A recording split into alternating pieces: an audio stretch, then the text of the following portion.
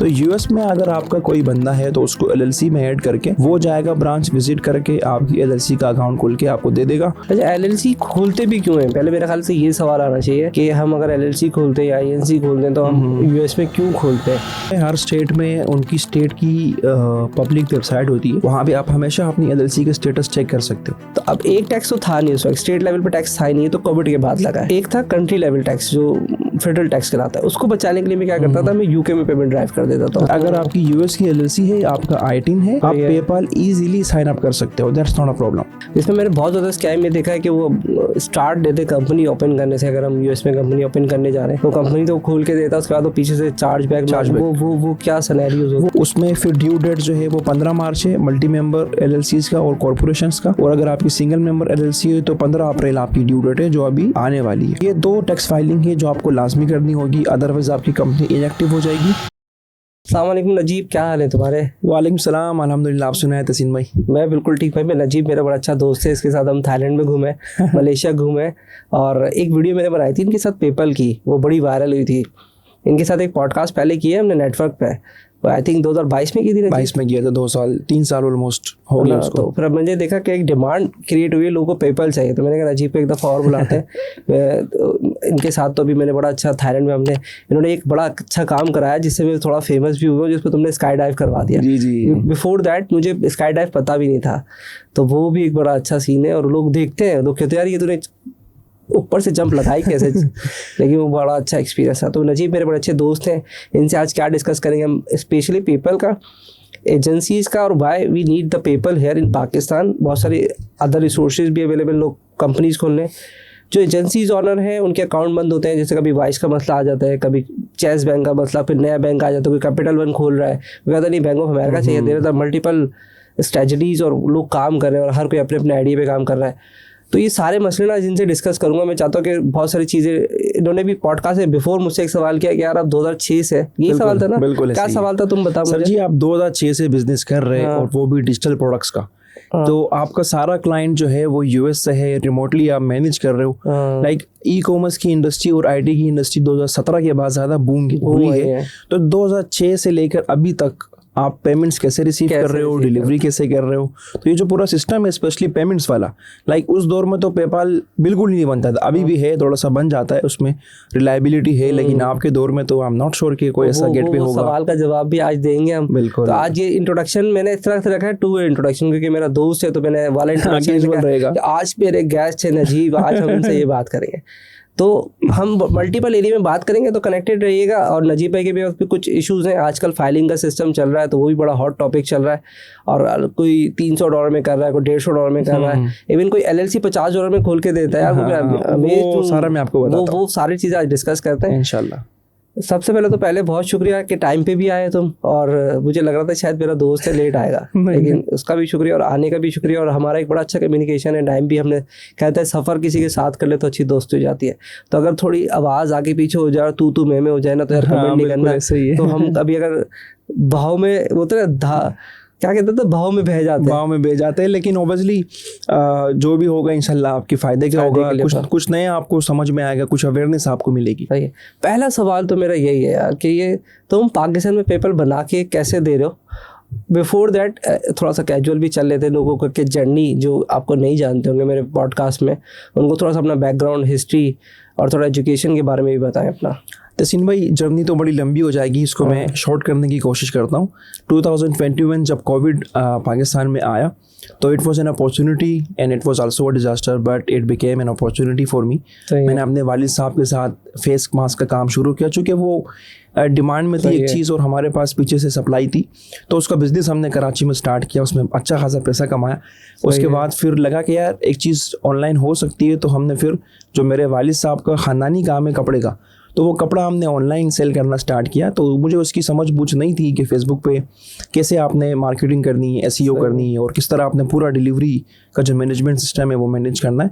बहरहाल that was a flop. उसके बाद मुझे फिर एक्सट्रीम कॉमर्स का पता लगा, सनी साहब का पता लगा, देन वहाँ पे मैंने उनका प्रोग्राम लिया BCFFL का, और वहीं से फिर इंक्यूबेटर ज्वाइन करके मैंने अमेज़ॉन प्राइवेट लेबल और ये सब सीखने लगा। ठीक है। बहरहाल मैंने अपनी एक एजेंसी बनाई, उससे मैं एग्ज़िट भी ले चुका हूँ और अभी दूसरी एजेंसी बनाई है। और वो इसलिए बनाई क्योंकि ये जो इंडस्ट्री है 2017 के बाद बड़ी जो ना एक ट्रेंड पे है और बहुत सारे पाकिस्तानी बल्कि नॉन रेजिडेंट्स भी सर्विसेज देते हैं यूएस में, तो इनको इश्यूज़ आने लगे। इश्यूज़ ये थे कि भाई हम पेमेंट्स कैसे रिसीव करें, जिस तरह आपने बात की कि पेपाल उनका नहीं बन रहा, तो पेपाल उनका कैसे बनाया जाए। और फिर लेट्स से उनको अगर कोई अमेज़ॉन होलसेल का बिजनेस कर रहा है तो उनको रिसेलर सर्टिफिकेट चाहिए, उसमें इश्यूज़, एलएलसी सेटअप करनी है, एलएलसी में इतना स्कैम। तो फिर हमने स्टेप डाउन किया कि यार अवेयरनेस मार्केट में क्रिएट करें कि आपके साथ स्कैम कैसे होता है, एलएलसी कैसे बनती है, और बेसिकली मार्केट को एजुकेट किया। तो इसी के अराउंड जो है फिर मैंने लोगों को हेल्प करना स्टार्ट किया एंड टिल डे हम वही लोगों की हेल्प कर रहे हैं। लोगों को मसले हल करते हो कि किसी को अगर पेपर चाहिए बोलता पाकिस्तान में हम आपका मसला हल कर देंगे, करेक्ट। और किसी को अगर एलएलसी खोलनी है तो बता दे तो पहले कि यार ये चीज़ें मत देखना। इसमें मैंने बहुत ज़्यादा स्कैम ये देखा है कि वो स्टार्ट देते कंपनी ओपन करने से। अगर हम यूएस में कंपनी ओपन करने जा रहे हैं तो कंपनी तो खोल के देता है, उसके बाद वो पीछे से चार्ज बैक वो क्या सिनेरियोज होते हैं वो। अब पाकिस्तान में आप किसी से भी पूछे, किसी भी सर्विस प्रोवाइडर से कि एलएलसी कहाँ खोलूँ, बोलेगा टेक्सास में खोलो। सही है। टेक्सास क्यों? टेक्सास में होता क्या है, it's a good state, e commerce friendly state है, अच्छी स्टेट है, लेकिन पाकिस्तानी टेक्सास में इसलिए खोलते हैं क्योंकि ऑडियंस नहीं चाह रही। जो ये सर्विस प्रोवाइड कर रहा है वो उनको बोल रहा है कि आप टेक्सास में खोलो। अब अगर वो स्कैम कर रहा है तो टेक्सास पोर्टल से जब आप एलएलसी बनाते हो उस पर आपका डेबिट कार्ड अटैच होता है। उस डेबिट कार्ड में अगर पेमेंट नहीं भी है तो टेक्सास की स्टेट आपको डॉक्यूमेंट्स पहले देती है, पेमेंट बाद में डिडक्ट करती है। अच्छा। तो आपको डॉक्यूमेंट्स मिल गए एलएलसी के, लेकिन अगर आपका कार्ड इनएक्टिव है या उसमें इनसफिशिएंट बैलेंस है तो वो आपको बोलता है पेमेंट दो। आप पेमेंट नहीं देते लेकिन आपकी कंपनी फॉर्म हो गई है। प्रॉब्लम इसके वो 3-4 महीने के बाद बैकएंड पे डीएक्टिवेटेड है। अब अगर मैं वो एलएलसी पे अपना बिजनेस स्टार्ट करूं तो वो मेरा बिजनेस कहीं स्टैंड नहीं कर रहा, मेरी कंपनी ही नहीं है, दैट्स इनएक्टिव। तो ये स्कैम चलता है मार्केट में। यूज भी कर लेते डॉक्यूमेंट तो क्या पकड़ में आते हैं, क्या होगा उसके बाद? अगर ऐसे यूज भी होते तो किसी को पता तो नहीं चला वो डीएक्टिवेट हो गए?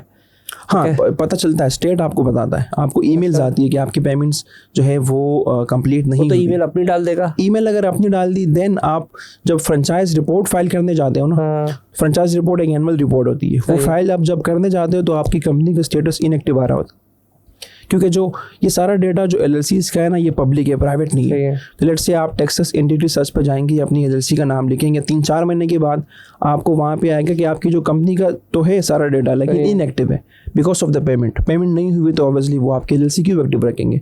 अच्छा, एलएलसी खोलते भी क्यों हैं? पहले मेरे ख्याल से ये सवाल आना चाहिए कि हम अगर एलएलसी खोलते हैं या आईएनसी खोलते हैं तो हम यूएस में क्यों खोलते हैं? एक मतलब मैंने देखा अगर किसी को कोई होलसेल करना होता है इसलिए खोलते हैं, या किसी को पेमेंट गेटवे का मसला है इसलिए वो वहाँ कंपनी खोलता है, क्योंकि यहाँ मेरी एंट्री आएगी। जो तुम्हारा सवाल था ना, क्यों खोलते हैं एलएलसी और आईएनसी? अच्छा, देखिए जितने भी नॉन रेजिडेंट्स हैं और जो यूएस में बिजनेस करना चाह रहे हैं लीगली, यूएस के लॉज को फॉलो करते हुए, तो उनको एक कंपनी चाहिए। अब कंपनी की टाइप से वो एलएलसी भी हो सकती है, वो सी कॉर्प, एस कॉर्प भी हो सकती है, वो आपका सोल ट्रेडर भी हो सकता है। कंपनी खुलवाने की नीड ये है कि आपको बैंक अकाउंट्स मिल जाए, नंबर 1। बैंक अकाउंट जो है ये अमेजोन वालों की रिक्वायरमेंट्स होती है। जो सर्विसेज निशेस के अंदर है तो उनको payment gateways plus bank accounts दोनों चाहिए। और कुछ लोगों का प्लान होता है कि मैं यूएस में अपनी टैक्स हिस्ट्री बनाऊं ताकि मुझे इन फ्यूचर वीज़ा आसानी से मिल जाए। तो कुछ लोगों का पर्पस होता भी नहीं है, लेकिन वैसे एलएलसी से नहीं होता, लेकिन आपकी जो टैक्स की हिस्ट्री है उससे ज़रूर होता है।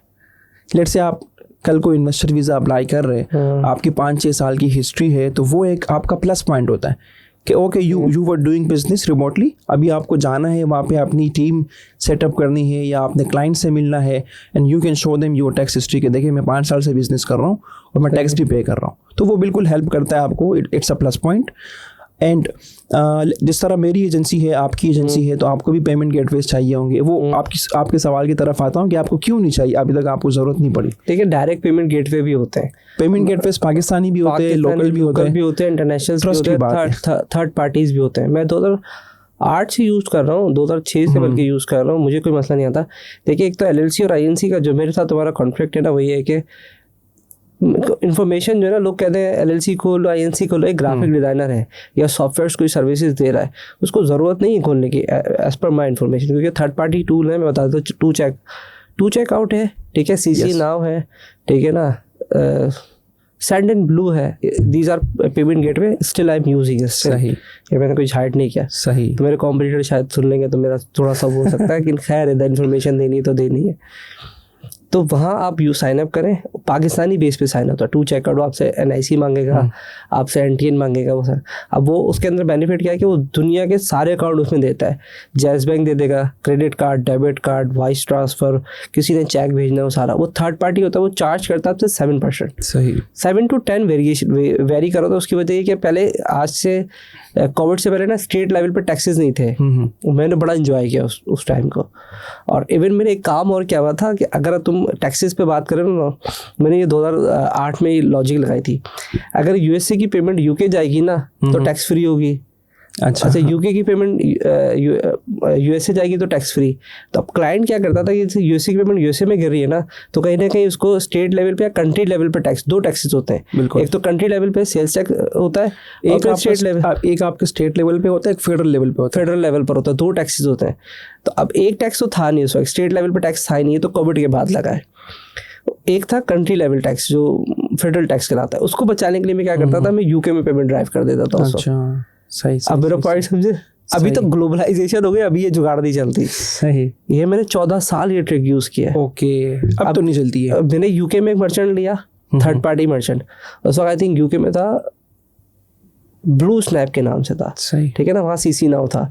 तो मैं आइडेंटिफाई कर लेता था कि UK का कस्टमर है, हमारा पैनल बना हुआ था पीछे, हम उसमें ऑटोमेटिकली वो सिस्टम दिखाते थे जिसका UK का है तो उसको USA में पेमेंट गिरा दी, और जो USA वाला उसकी UK में पेमेंट गिरा दी। तो हम इसको ना डाइवर्ट, अच्छा इसमें मेरा होता था कि पेमेंट भी डाइवर्सिफाइड हो गई है, यानी कि एक ही जगह नहीं गिरी। तो उस वक्त ना अभी भी third party tools still exist है, लेकिन ये वाली लॉजिक नहीं चलती। तो मुझे ना इस तरह से 2-3 पेमेंट गेटवे मेरे रखे हुए थे, तो मैं यहाँ गिराता था, यहाँ गिराता था, पूरी कस्टमर को भी सेव करता था कि वो टैक्स ना पे करे।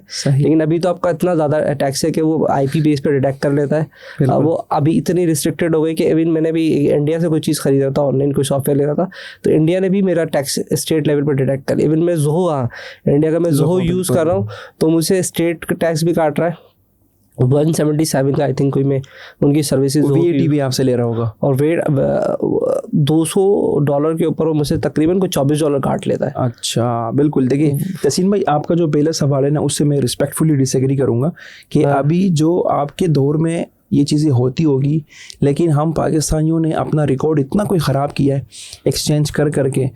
कॉल सेंटर्स के, दैट्स अ डिबेट, लेकिन कॉल सेंटर्स की जो इलीगल या फ्रॉड वाली पेमेंट्स होती है, तो वो इन्हीं मर्चेंट्स के अकाउंट के थ्रू उतरती है, और अब पाकिस्तानी पासपोर्ट सीन ऐसी वहाँ पे नहीं चलता। तो इसीलिए हमें LLC या LTD बना के जो फाइनेंशियल इंस्टीट्यूशंस है, अच्छा जो वाइज और पेयोनियर स्लैश ये सब जो है ना, दीज आर नॉट बैंक्स, ये असल में फाइनेंशियल इंस्टीट्यूशंस है। इनके पीछे तो थर्ड पार्टी है, एग्जैक्टली, इनके पीछे बैंक अकाउंट्स का राउटिंग नंबर होते हैं जस्ट। तो ये जो फाइनेंशियल इंस्टीट्यूशंस है, ये हमें अकाउंट दे रहे हैं LLC के थ्रू, पाकिस्तानी पासपोर्ट चल जाता है, वाइस, पेयोनियर, पिंग पोंग, ज़ाइला, ये सारे अकाउंट्स आपके बन जाते हैं। अब अगर मैं कोई सर्विस प्रोवाइडर हूँ या अमेज़ॉन पे सेल कर रहा हूँ, तो मुझे ये पेमेंट गेटवेज और ये बैंक अकाउंट चाहिए ताकि मैं अपनी पेमेंट्स रिसीव कर सकूँ। जो मुझे बैंक में देगा वो वाइस, पेयोनियर में दे देगा। जो बोलेगा यार आपको मैं पे करूँगा कार्ड के थ्रू, तो फिर आपको स्ट्राइप और पेपाल अपना चलाना पड़ेगा, या पेयोनियर भी आपको लिंक जनरेट करके दे देता है, लेकिन उसके लिए थोड़ी सी हिस्ट्री बनानी होती है। तो आपका जो सवाल है, बिल्कुल हमें LLC चाहिए, बिल्कुल हमें बैंक चाहिए, वाइस पेयोनियर भी तंग कर रहा है, अकाउंट्स डीएक्टिवेट कर रहा है, बट ऑब्वियसली एक सोल्यूशन होता है हर चीज़ का।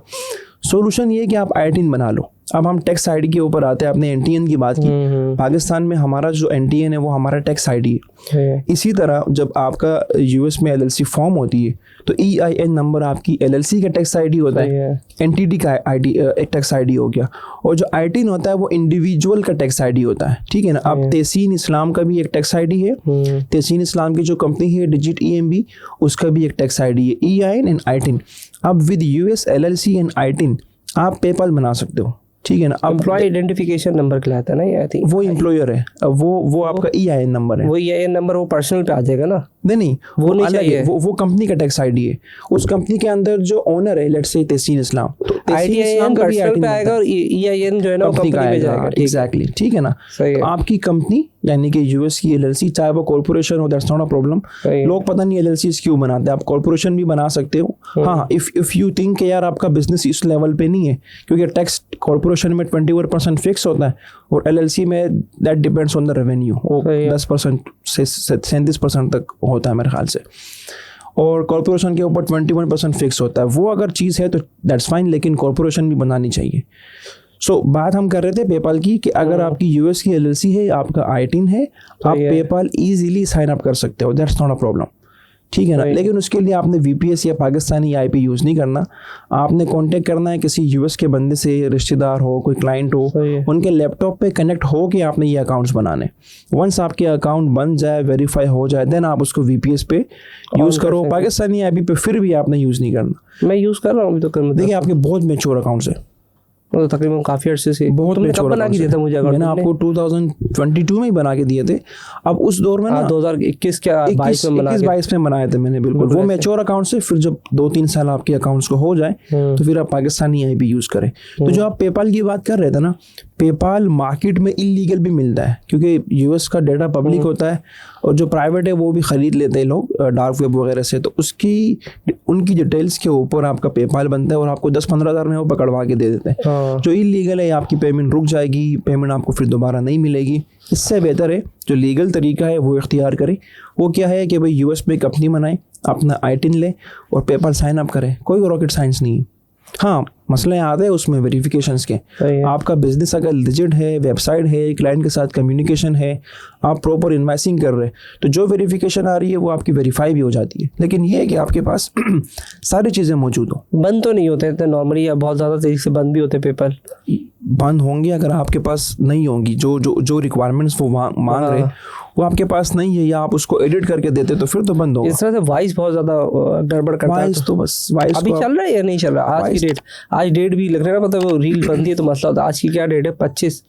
10 मार्च 2025 में। अभी वाइस चल रहा है या नहीं चल रहा?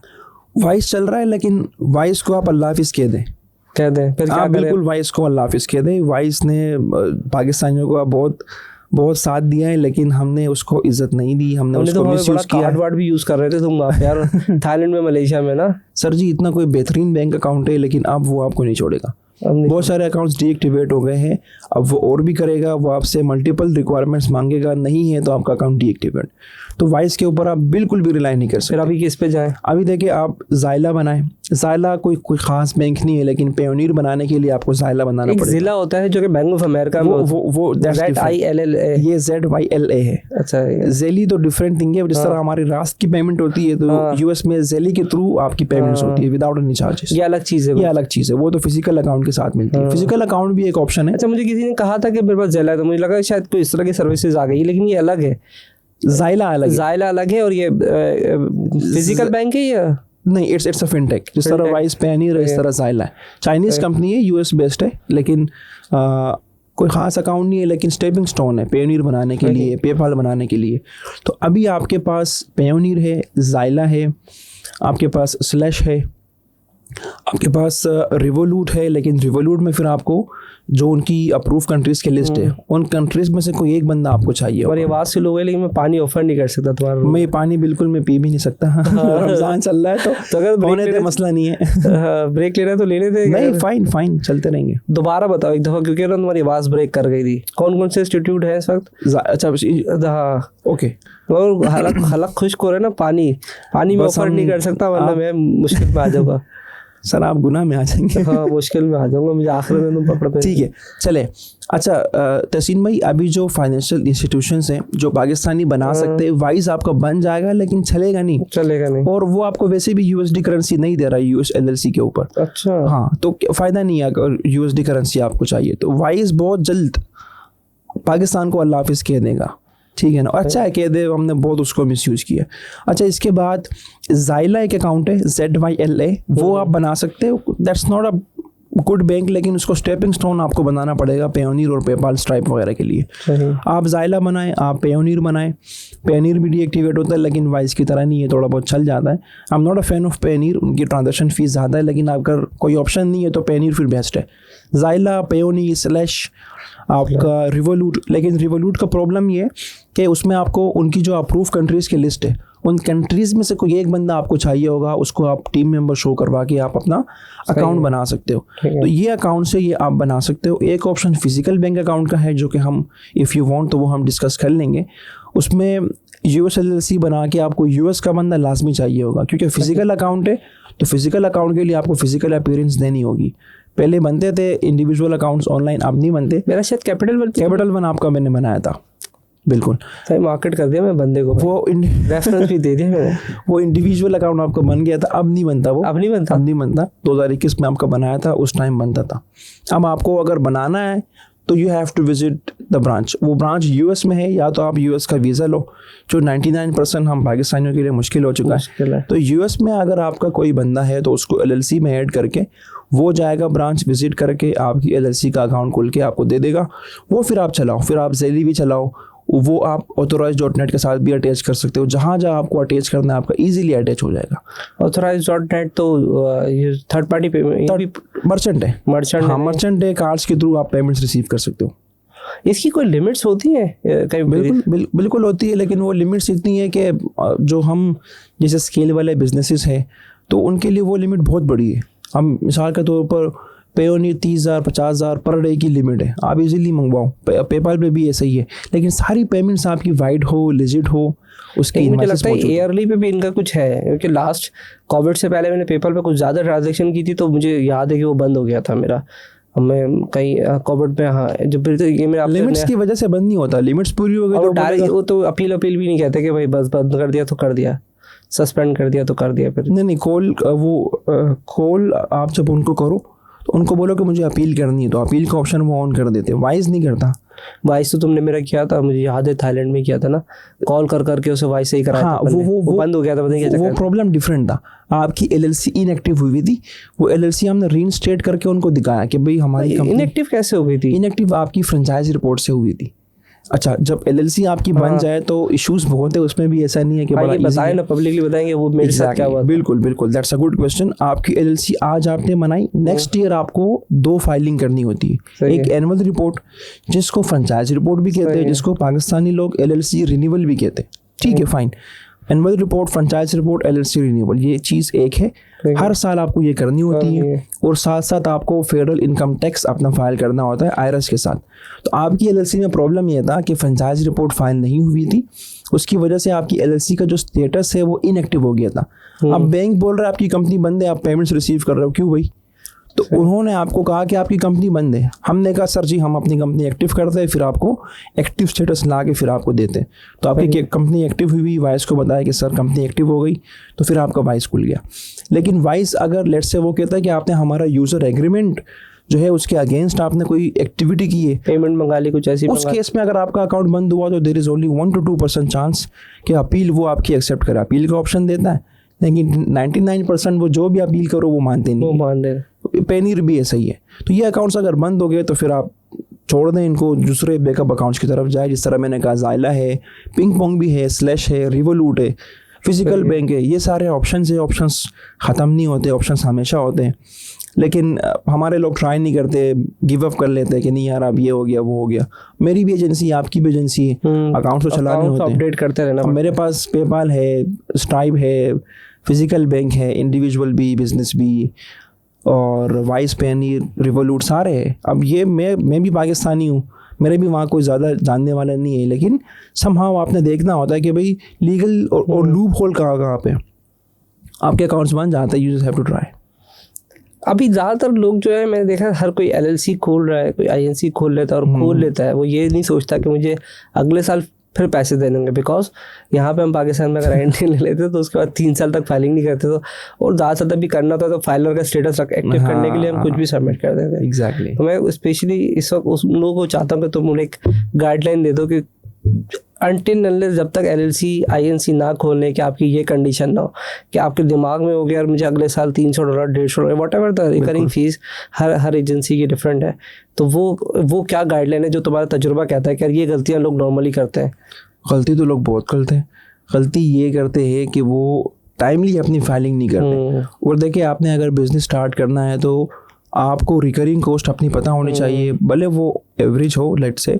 मैं कहता हूँ कि $400 से $500 आपकी रिकरिंग कॉस्ट आती है, तो आप ये अपना बजट पहले साइड पे करें कि भाई मेरा बिजनेस चले या नहीं चले, ये रिकरिंग कॉस्ट है। मैंने अगर बिजनेस अपना कंटिन्यू करना है तो ये कॉस्ट है जो मैंने साइड पे कर ली अपनी इन्वेस्टमेंट में से, अब यार ये मैंने देनी है। बाइफिकेट कर लो। जैसे कुछ लोग इंडिविजुअली जो दो दोस्त आपस में बैठते हैं, बोलते हैं एलएलसी खोलते हैं यार, अभी अमेजोन पे अकाउंट बनाएंगे। एक तो वो हो गया, एक कैटेगरी हुई एजेंसी की, कि जिनकी एजेंसी भी बनी नहीं है, जो दो दोस्तों ने बात किया, एजेंसी बन गई और बहुत ही लिमिटेड है, मतलब $100-200 आ रहे हैं, अभी स्टार्ट ही नहीं है, ग्रोथ ही नहीं है।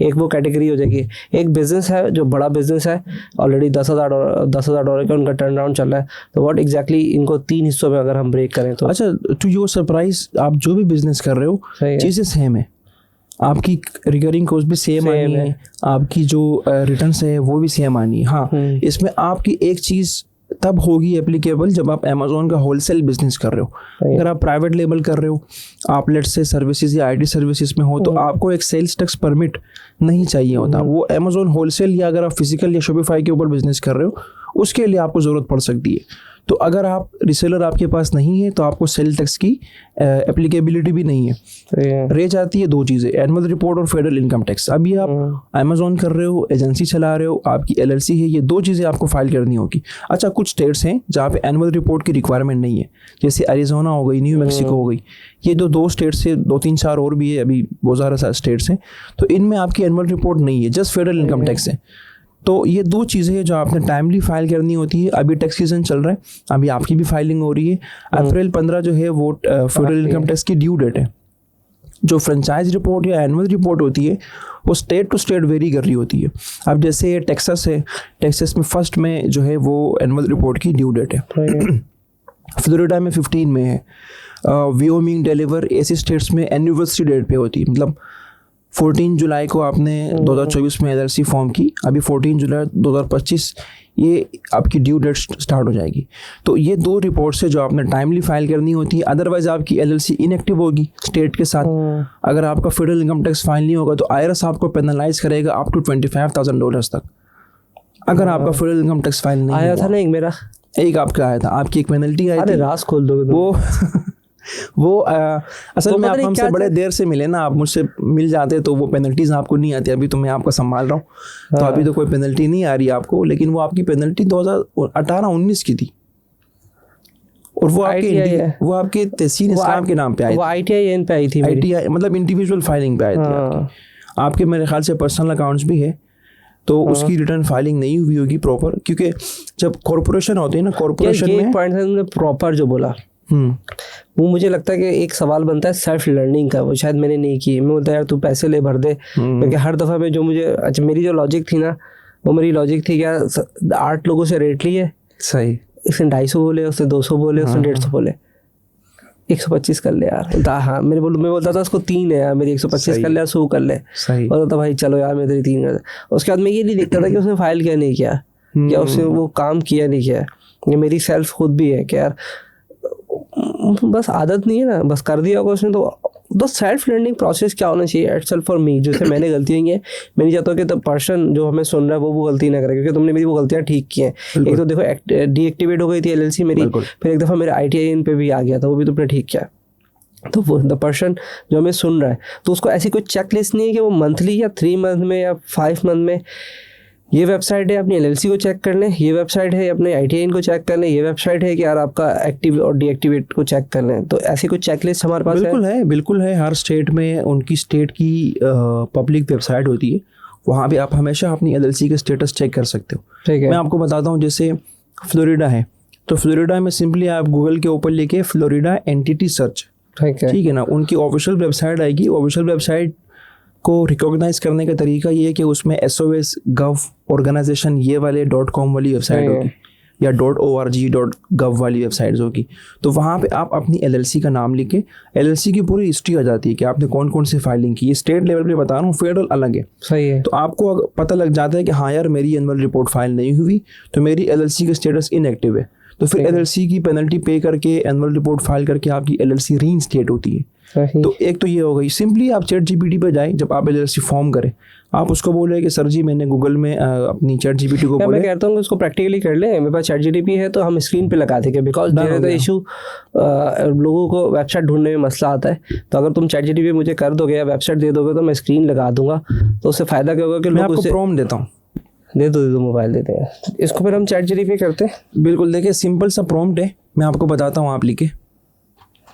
क्या ऐसा अगर डिक्टेशन याद आ जाता है मुझे स्कूल का। ये लो ना, मैं स्क्रीन रिकॉर्डिंग ऑन करता हूँ।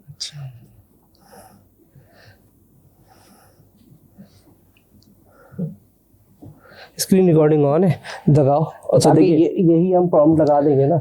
अच्छा तहसीन भाई, देखिए आपने एलएलसी बनाई, किसी से भी बनवाई, सही है। ठीक है ना। अभी आप सिंपली चैट जीपीटी ऑन करें और चैट जीपीटी को पूछे कि लेट्स से मैं वॉइस नोट यहाँ पे वॉइस हाँ वॉइस है। Hey chat GPT, am I audible? आपका दिन कैसा गुजर रहा है? हाँ उर्दू में आपका सेट हुआ है। अच्छा, मेरा दिन अच्छा है। आप मुझे ये बताएं कि मैंने अपनी एलएलसी अभी 2025 जनवरी के मंथ में अपनी एलएलसी फ्लोरिडा के स्टेट में फ़ाइल की है। आप मुझे ये बताएं कि 2026 में मुझे कौन कौन सी फाइलिंग्स करनी होगी। मुबारक हो आपको अपनी एलएलसी पर। अगले साल आपको कुछ फाइलिंग्स करनी होंगी। आमतौर पर एनुअल रिपोर्ट सबमिट करनी होती है, जो फ्लोरिडा में हर साल रिक्वायर होती है। इसके अलावा अगर आपकी एलएलसी कोई स्पेसिफिक लाइसेंसेस या परमिट्स के लिए एलिजिबल है तो उन्हें भी रिन्यू करना होगा। अगर आप चाहें तो किसी लीगल एडवाइजर से भी मशवरा ले सकते हैं। ठीक है, आप इन्होंने कहा कि एनुअल रिपोर्ट, आप मुझे ये बताएं कि एनुअल रिपोर्ट की ड्यू डेट क्या है। फ्लोरिडा में एनुअल रिपोर्ट की ड्यू डेट हर साल 1 मई होती है। इससे पहले आपको अपनी रिपोर्ट फाइल करनी होती है ताकि लेट फीस से बच सके। और अगर ये रिपोर्ट में फाइल नहीं करूँ तो क्या होगा? अगर आप एनुअल रिपोर्ट वक्त पर फाइल नहीं करते तो आपको लेट फीस देनी पड़ेगी। अगर फिर भी फाइल नहीं की तो आपकी एलएलसी की स्टेटस इनएक्टिव या डिसॉल्व्ड हो सकती है। इसलिए बेहतर है कि टाइम पर फाइल कर दें। इससे पूछे ना वेबसाइट कौन कौन सी है, मैं जिस पे जाके पहले अपना स्टेट भी चेक करूंगा, स्टेट लेवल पे करना है और मुझे फेडरल लेवल पे चेक करना है। देखिए यूएस में ना 50 स्टेट्स है, तो आज स्टेट की वेबसाइट डिफरेंट है। मैंने आपको एक कीवर्ड बता दिया बस सही कि है। Florida entity search, Texas entity search, Wyoming entity search, बहुत सारी स्टेट्स है। जो स्टेट आपको आपने बनाई है, वर्जीनिया उसका एंटिटी सर्च, म्यूट करो, उसको माइक को म्यूट करो, फिर बोलो, पता ये शुरू हो जाएगी वरना। ठीक है ना। अपनी एलएलसी की स्टेटस चेक वो शुरू हो गई। चला इसको बंद कर देते, ये ले लो दे boss। देते तो मुझे लगता है जरूरत पड़ेगी। तो आपने एलएलसी बनाई, सिंपली आप यार चैट अच्छा, ये जीपीटी लिखा से हुआ भी पूछो, उर्दू में भी आ गया, तो ये ये आ ये- जाता है बिल्कुल। ये लगा देगा मेरे ख्याल से इसको। ये अगर पढ़ना भी चाहे तो पढ़ भी सकते हैं, सुन भी सकते हैं। बिल्कुल। तो भाई आप चैट जीपीटी से पूछो, डीप सीक से पूछो, आपको एनुअल, या तो खुद आप गूगल कर लो, कोई मसला नहीं है। फिर इसी तरह एक आपकी एनुअल रिपोर्ट स्टेट के साथ, एक फिर आपकी फेडरल इनकम टैक्स आईआरएस के साथ, ये फेडरल लेवल पे होती है, ये तो इम्पोर्टेंट है। ये अगर आप फाइल नहीं करेंगे तो फिर आपको $25,000 ऑनलाइन चेक करने के लिए इनकी वेबसाइट पर जाएंगे, अगर जो भी ये state ऑनलाइन चेक नहीं होता, ये आपको आईआरएस को कॉल करके पता करना होगा। अच्छा कॉल करके पता करना स्टेट होगा। लेवल पर भी और फेडरल लेवल पर भी। स्टेट लेवल पे आप चेक कर सकते हो, फेडरल लेवल पे आपको कॉल करनी होगी। ठीक है। हाँ, अगर आपका जिस तरह हमने आपका बनाया था ID.me पे वेरिफिकेशन वो यही आना वाला था मैं, एक तुमने मेरा अकाउंट बनाया I-10 पे होता है सिर्फ वो। अगर आपका I-10 नहीं है तो नहीं हो सकता।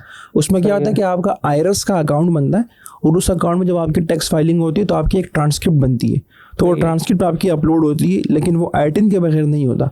और I-10 का एक और फ़ायदा ये भी है अदर देन पेपाल, कि आपका जब एलएलसी का रिटर्न फाइल होगा तो वो आप ऑनलाइन फाइल कर सकते हो अगर I-10 है। अगर I-10 नहीं है तो फिर आपको पेपर फाइलिंग करनी होगी। पेपर फाइलिंग में प्रॉब्लम कुछ नहीं है, प्रॉब्लम ये कि आपको 6 या 8 हफ्ते के बाद पता लगेगा कि आपकी एलएलसी का टैक्स फाइल हुआ या नहीं, वो भी आईआरएस को कॉल करके। और ऑनलाइन में ये होता है कि विद इन 24 या 48 आवर्स आपका स्टेटस आपको जो मेरी पता लग आईडी बनी जाता है। ID.me पे जाऊंगा तो मुझे वहाँ फेडरल लेवल की इन्फॉर्मेशन वहाँ मिल फेडरल लेवल की जितनी भी आपकी टैक्स रिटर्न्स हुई है तो वहाँ पे आपको अच्छा सारी एक मिल गड़बड़ जाएगी। मैंने और भी मारी हुई है। अच्छा, कौन सी वो याद है? एलएलसी पे एक एलएलसी बनी हुई है और एक आईएनसी बनी हुई है, दो बनाई हुई है। दो है आपकी। तो वो दोनों वहाँ इन्फॉर्मेशन दे देगा। दोनों का देगा, बिल्कुल देगा। अगर दोनों आपकी I-10 के ऊपर अटैच है ना, दोनों की आपको इन्फॉर्मेशन दे देगा वो।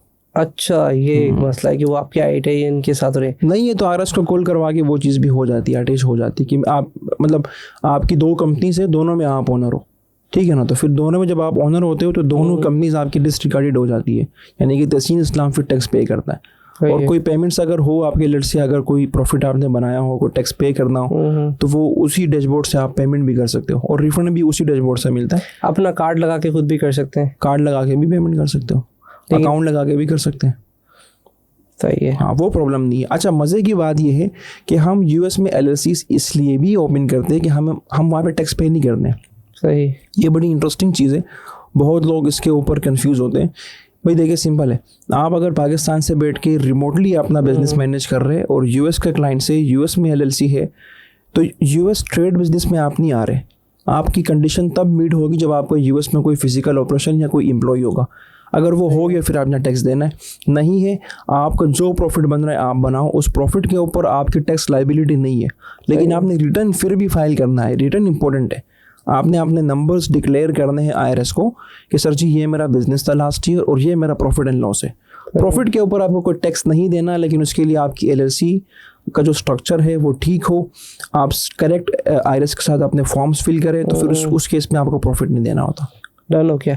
अच्छा, इससे पहले थोड़ा सा भी हट जाता है, बहुत LLC हो गया यार, अभी था टेक्निकल हो गया, बहुत ज़्यादा टेक्निकल हो गया। और थोड़ा सा मैं चाह रहा था कि इसको ना हम क्या करेंगे, थोड़ी देर में ना एक फॉर्मेशन पूरा लेंगे स्टाइलिंग के ऊपर, कि भाई अगर किसी ने नया बंदा आ रहा है तो ये वाली LLC खोले और ये वाले INC खोले, इतना उसका ये पूरा एक चार्ट बनाते हैं, थोड़ी देर में आता है इसके अंदर, ताकि इसको हम समराइज करते हैं। बाकी इससे पहले भी मैं कह रहा था कि तुमने ये एरिया ही क्यों सेलेक्ट करा, इतना खतरनाक एरिया, जिसमें मुझे ये बात पता है कि लोग आके तुम्हें क्लेम भी करते होंगे, यार तुमने मेरी LLC, मेरा अकाउंट बंद हो गया, मैं तो पैसे दिए और मुझे पता है वो हमारी साइड। तो तुम जब वहाँ थे एक थर्ड पार्टी इंस्टीट्यूट पे जब एजुकेशन हासिल कर रहे थे, तो वहाँ पे अमेज़ॉन की भी अपॉर्चुनिटीज़ थी, ठीक है, और फिर होलसेल की भी अपॉर्चुनिटी थी। तो तुमने ये एरिया सेलेक्ट क्यों किया? मेरा एक सवाल ये बन रहा है। ये गैप था ना, एक मतलब सिर्फ मैं नहीं था, मार्केट में 100-150 बंदा और भी था जो सेम सर्विसेज प्रोवाइड कर रहा था। प्रॉब्लम ये है कि मार्केट में अवेयरनेस नहीं थी। वो अपनी सर्विस तो दे रहे थे लेकिन मार्केट को एजुकेट और अवेयर नहीं कर रहे थे। सही है। तो वो एक गैप था मेरे लिए। और ये जब काम मैंने स्टार्ट करने लगा तो मुझे ये करने में मज़ा आ रहा था, तो मैं बोर नहीं हो रहा था, तो मैंने इसको सेलेक्ट कर लिया। एक ये रीज़न थी, एक ये कि मार्केट में गैप था। अब मैं कैमरा शाय पर्सन नहीं हूँ, मैं बोल लेता हूँ, थोड़ा सा एक्सट्रोवर्ट वाला है मेरा नेचर। तो मार्केट को अवेयर करने में मुझे मौत नहीं आती। लाइक फ्री एजुकेशन है मार्केट में, अगर कोई स्कैम हो रहा है तो उसको आप काउंटर करो कि भाई स्कैम हो रहा है तो इससे आप कैसे बच सकते हो। स्कैम कैसे हो रहा है उसको डिफाइन करो कि भाई जब आपके साथ स्कैम हो रहा हो तो एटलीस्ट आपको बताओ कि हाँ यार, और लोगों को बताओ कुछ समथिंग इज फिशी, तो फिर आप टाइम पे आप निकल जाए वहाँ से। जब स्कैम हो गया उसके बाद क्या करना है, और स्कैम से आप कैसे बच सकते हो। प्लस ये जिस तरह आपने कहा टेक्निकल है ना, तो इसको हम सिंप्लीफाई करते हैं फिर कि भाई आसान तरीके से हम पोस्ट बना के वीडियो बना के लोगों को समझाते। और जो अकाउंट्स का सबसे ज़्यादा मसला है ना अकाउंट्स का, तो फिर हम अपनी रिसर्च कर रहे होते हैं कि हाँ यार ये वाला बैंक भी है, ये वाला भी है, तो मार्केट में भी वो बताते, और बैकेंड पे आपने भी थोड़ी बहुत ट्रेड सीक्रेट्स होती है, तो वो चीज़ें भी चल रही होती है। तो इसलिए मैंने ये फील्ड चूज़ की। एक तो मुझे करने में मज़ा आ रहा था, एक तो मार्केट में गैप था। लाइक LLC फॉर्मेशन की सर्विसेज लोग दे रहे थे लेकिन एक सिस्टमेटिक मैनर में कोई नहीं दे रहा था। 2-3 एजेंसीज हैं, और फिर ये है कि उसको मैंने प्रोफेशनली जो है ना लोगों को एक बेहतर तरीके में LLC डिलीवर करना मुझे आ रहा था, तो मैंने किया। और उससे ये कि मेरे पास मार्केट का शेयर भी है अल्हम्दुलिल्लाह, ज़्यादा नहीं है, थोड़ा बहुत है, लेकिन एटलीस्ट जब कोई LLC बनाता है तो 5-6 लोगों के लिस्ट में मेरा भी नाम आता है कि हाँ यार ये भी एक बंदा, आप इससे भी बना सकते हो। तो वही चीज़ें गैप था मार्केट में, तो मैंने छलांग लगा ली। बस ये मज़ा भी आ रहा है या बस ऐसे ही? तो पॉडकास्ट छोड़ दिया। पॉडकास्ट आ रही थी बड़ी अच्छी, मैंने देखा व्यूज़ तो बहुत आ रहे थे यार, मैं न्यूमेरिक वैल्यू नहीं देना चाहता, तो मैंने देखा पॉडकास्ट तो तुम्हारी बड़ी अच्छी चल रही थी। मेरी रीच अच्छी है असल में, थोड़ी सी शुरू से वो चीज़ मैंने कंसिस्टेंटली लेके चली है। तज़ीन भाई पॉडकास्ट में मसला ये था कि मेरी जो पुरानी एजेंसी थी ना, थोड़ा सा फिर ये कंट्रोवर्शियल हो जाएगा, तो उसमें मुझे टाइम नहीं मिल रहा था कि मैं वो चीज़ें एग्जीक्यूट करूँ जो मेरे माइंड में है। वो चीज़ें एग्जीक्यूट नहीं हो रही थी विद ऑब्वियस रीजंस। लेकिन जब मैंने फिर अपनी नई एजेंसी बनाई विद माई न्यू पार्टनर, तो मैंने ये चीज़ मेक श्योर की कि कोई चीज़ मुझे रोक नहीं रहा हो, कोई भी ऐसी चीज़ ना हो जो मुझे नहीं रोक रही हो वीडियोस बनाने से, या कोई ऐसा आइडिया है आउट ऑफ द बॉक्स, उसको इम्प्लीमेंट करने पे, उसको एग्जीक्यूट करने में मुझे किसी की वैलिडेशन, किसी की परमिशन ना चाहिए, और मैं वो चीज़ एग्जीक्यूट करूँ। जहाँ से कूदना हो तो आइडिया आ गया, तो आइडिया आ गया, वो 4 लोग, वो देखिए आप माशाल्लाह आपकी उम्र भी है, वो मैं कैमरे पे नहीं बताऊंगा लेकिन आपको वो मज़े करवाए, थोड़ा और कर दे भाई, ये खतरनाक बातें करने वाला है। मैंने आपको वो मज़े करवाए जो आपको जवानी में करने चाहिए थे, तो आपने नहीं किया, मैंने आपको करवाया। चलो भाई, मैं क्या कहता हम लोग 6-7 लोग थे, अच्छे बंदे थे सारे हमारे पास, फुरकान मैंने नहीं किया था ना यार, अब वो बाकी सबने सारे के सारे। हाइट फोबिया है उनको, आपको हाइट भी था? फोबिया तो मुझे बहुत ज्यादा है। आपको भी था, लेकिन ये क्या मोटिवेट किया ना, हाँ। आपको पुश भी किया, मोटिवेट भी किया, आपको फिर बताया कि भाई ये करने से फिर आप कितने मैं सोच एडवेंचरस रहा हो हूँ कि जाओगे। और क्या एडवेंचर लाने वाले हो, क्योंकि आइडिया तुम्हारा था, वो एग्जीक्यूट हमने कर दिया। हाँ, हाँ, क्योंकि हाँ। फैन फुलिंग जहाँ अब भी बैठता हूँ ना, तो अगर कोई मुझसे डिस्कस करता है कि यार तू कूदा कैसे, मैंने कहा यार ये मुझे किसी ने फेंक दिया, समझ, तो मुझे नहीं पता, किसी ने पूछा जाना है, मैंने कहा चल देखते हैं, जो होगा सो होगा। बिजनेसमैन ना करंट जो मैं अगर हम बात करें, जो मैंने देखा है, ये मैंने कल इस किताब में, वो रिस्क मैनेजमेंट लगाता है, क्या मेरा कितना रिस्क है, और वो देखता है कि दोबारा मुझे अपॉर्चुनिटी, क्योंकि मैं दोबारा नहीं आ सकता था। मैं अगर 1 करोड़ रुपए भी लगाऊं तो तुम मेरे साथ नहीं चलोगे, या बंदे वो नहीं आएंगे, ऐसा ही है, मैं वहां नहीं मुश्किल जा होता है। सकता। मुश्किल होता है तहसीन भाई, इसीलिए दोस्त ज़रूरी होते।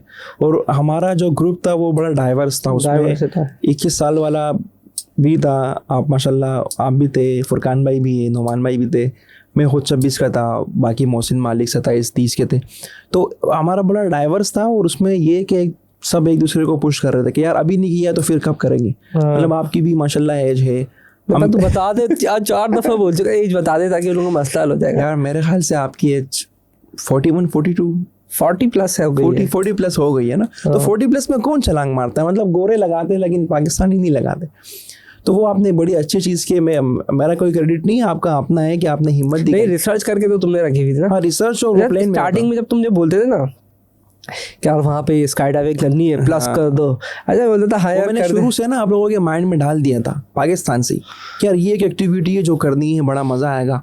फिर आप लोगों को वीडियोस भी दिखाई कि देखो इस एक्टिविटीज तो तरह हमने होता बहुत सारी दूसरी है, जिसमें तुमने एक बैंक अकाउंट का नाम भी बताया, वो एक्टिविटी भी हमने की है। है एटसी का। नहीं, एक तुमने बैंक अकाउंट बताया ना हमें, पिंग पोंग, कौन सा बैंक अकाउंट है, ये भी खोल सकते हैं चाइना का, जब तुम अभी ऊपर मुझे वो कौन सा, 1 मिनट, नहीं वो दूसरा बैंक था, अभी तुम बता रहे थे ना एक बैंक अकाउंट खोल सकते हैं। जाइला। बहुत सारे में, उसमें एक में तुमने इस तरह से कोई पिंग साइला है, पिंग पोंग है। हाँ, तो पिंग पोंग भी तो है ना, पिंग पोंग तो यूएस बेस्ड है, यूएस बेस्ड है, चाइनीज थाईलैंड बेस्ड नहीं है। नहीं थाईलैंड बेस्ड नहीं है, वो तो नोमान भाई ने एटसी अकाउंट खोला था, वो नहीं, डिफरेंट पिंग पोंग की सर्विसेज वहाँ थाईलैंड में भी अवेलेबल होती है ना। वो आप वो रमजान है, फिर आप रमजान भी चल रहे हैं और वो पॉडकास्ट सारे सुन भी लेते हैं, मसले वसाइल दूसरे भी हो जाते हैं। लेकिन बहुत अच्छा ट्रिप रहा। कोई ऐसी फ्यूचर में भी क्या प्लान करे, थोड़ा सा आइडिया, मुझे तुम्हारे आइडिया फ्यूचर में कोई कौन सी कंट्री जाने का है? मैं अगर इस साल नहीं गया आउट ऑफ पाकिस्तान, क्योंकि मैं कहता हूँ अगर एक चीज़ तुम अगर या तो बताना चाहो कि उससे होता है कि एक दोस्त पास हो जाता है ना तो ज़्यादा दुख होता है, लेकिन अगर फेल हो जाता है ना तो बोलते हैं हाँ चलो अपना ही भाई है। तो तुम्हारा एक रिसेंटली मुझे उसमें बड़ी फीलिंग थी। हाँ। वो था वो वीज़े वाला। यूएस वाला। हाँ सर मैं वो कश्ती में सभी सवार है, उस कश्ती में यूएस का तो मेरा स्टूडेंट वीज़ा था, वो रिजेक्ट हो गया। फिर मेरा पोर्चुगल का था नोमैड वीज़ा, वो मेरा रिसेंटली अभी 1 हफ्ते पहले रिजेक्ट हुआ है, लेकिन वो भी रिजेक्ट हो गया। हाँ, लेकिन ये छोटी मोटी रिजेक्शन है ये। मुझे तो लगता था तुम्हारी तस्वीर देख के पास कर देंगे, तो नहीं किया। नहीं ऐसा नहीं है, तस्वीर वो लेकिन तुम्हारी तो डॉक्यूमेंटेशन भी बड़ी स्ट्रांग होगी। बस आई डोंट नो क्यों रिजेक्ट किया उन्होंने, स्पेसिफिक रीजन तो नहीं दी। बहरहाल क्या फील्स कैसा करते हैं, मुझे बड़ा दुख था। यूएस का ना मैंने जब अपना वो किया, यूएस में वो आपको देखते हैं कि आप कितने कॉम्पिटेंट हो। अब मेरा ये था कि मैंने जीआरई टेस्ट नहीं दिया था, मैंने डोलिंगो दिया था, डोलिंगो इंग्लिश लैंग्वेज टेस्ट है, तो वो टॉफिल मुझे करना चाहिए था, जीआरई मुझे देना चाहिए था। तो उसमें ये है कि वो वीज़ा ऑफिसर को लग रहा था कि हाँ यार बंदा जो है वो मेहनत करके जा रहा है यूएस, ये खामखा वो चुपकने वाला काम नहीं है कि भाई कोई भी यूनिवर्सिटी ने इसको एडमिशन दे दिया और ये अब यूएस जो है ना आ गया इंटरव्यू देने। तो यूनिवर्सिटी आपकी अच्छी हो, रैंकिंग की हो, बड़ी यूनिवर्सिटी हो, तो तुमने कॉम्प्रोमाइज़ करा इन सारी चीज़ों में? हाँ ना, मैंने देखा यार बजट इतना है मेरा, तो मैंने लो यूनिवर्सिटी जो है, मतलब ये तो एक अलग टॉपिक आ गया। तुम्हें लोगों को इसका क्लिप लगा के बताना चाहिए कि जब अगर कोई अप्लाई कर रहा है तो कॉम्प्रोमाइज ना करे, क्योंकि पैसे जाया हुए ना। पैसे तो इतने मतलब हाँ सही है, $200-400 भी तो जाया हुए मेरे। $700 का एवरेज तो मैं कहता हूँ। हाँ बिल्कुल, इतना तो आपका होता है। ऑब्वियसली उसमें 1.5-2 लाख रुपए। डिफरेंट यूनिवर्सिटीज़ में आप एडमिशन जब लेते हो तो हर यूनिवर्सिटी की ना एप्लीकेशन फीस होती है, कोई वेव कर देता है, कोई नहीं करता ऑब्वियसली। लेकिन अब भाई if you are applying for a US student visa, F1 visa जो होता है, तो उसके लिए आपकी यूनिवर्सिटी टॉप नॉच होनी चाहिए होती है। रैंकिंग मैटर करती है कि ऑफिसर को पता हो कि हाँ यार ये यूनिवर्सिटी समहाउ, इस तरह पाकिस्तान में हम समझते हैं कि हाँ यार लम्स, अगर मैं आपको बोलूँ तो आप बोलोगे हाँ यार लम्स कॉमन है, कराची यूनिवर्सिटी, NED ये कॉमन है, कॉमसेट कॉमन है, ठीक है ना, सही है। माजू कॉमन यूनिवर्सिटीज़ है। अभी अगर कोई प्राइवेट यूनिवर्सिटी में आपको बोलूँ, मैं जिस यूनिवर्सिटी से मैं पढ़ा हूँ Pakistan, federal Urdu science university, नहीं है, शायद वो लोग नहीं नहीं जानते। जानते। और ये रिसेंटली बनी है ना, नहीं, पुरानी है। मतलब ये भी ये यूनिवर्सिटी का इसको अभी दिया है ना, प्राइवेट यूनिवर्सिटीज़ तो अभी अच्छा। बनी है, हाँ। लेकिन यूएस में आप भाई अच्छी यूनिवर्सिटी में जाओ, मैं ये नहीं कह रहा कि शायद आप उसको ऑक्सफोर्ड भी में अप्लाई पता करो। हो, हाँ। ऑक्सफोर्ड में आपका नहीं होगा, मतलब हो जाएगा लेकिन वो बड़े लकी होंगे आप। ऑक्सफोर्ड में नहीं होगा। आईवी लीग की जो यूनिवर्सिटीज़ है आई उसमें थिंक अगर ये आप भी एक तरह का स्कैम है जो तुम बता रहे लोगों कि ये भी स्कैम। सर बहुत बड़ा है। वो कंसल्टेंट्स तो बोलते हैं हम आपके एडमिशन करवा देंगे, अब वो अपनी फीस पर थर्ड यूनिवर्सिटी में या वो आपकी जो कॉलेजेस होते हैं उसमें आपके एडमिशन करवा लेते हैं। एडमिशन करा के फॉर्म आता है यार, आप $200 दे दे। एग्जैक्टली। कितना पैसे चार्ज किया है? नहीं, मैंने सारा काम खुद ही किया था। अच्छा, खुद ही किया? हाँ, मैंने एजेंट से नहीं करवाया, कोई रॉकेट साइंस नहीं है। एडमिशन आप इजीली कर सकते हो, मतलब आपने अगर बैचलर्स किया है तो you should know the process. वो रिसर्च करके आपको एप्लीकेशन फॉर्म तो फिल करना आना चाहिए, आई बिलीव।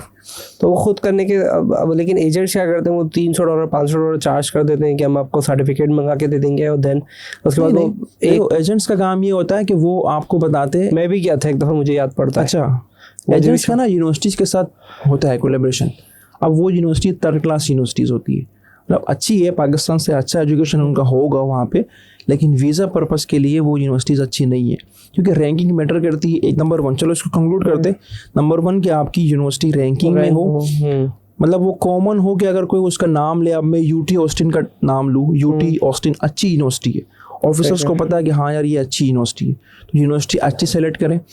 जीआरई दे, अगर वो ऑप्शनल भी हो, अगर वो यूनिवर्सिटी वेव भी कर रहा हो आप, तब भी जीआरई दे। जीआरई एक टेस्ट होता है थोड़ा सा टेक्निकल, उसके लिए मेहनत करे, वो पास करे अच्छे स्कोर के साथ। उसके बाद आप डोलिंगो ना दे यार, मैं थोड़ा सा ये मेरा माइंडसेट चेंज हुआ, एक्सेप्टेबल है लेकिन ना दे।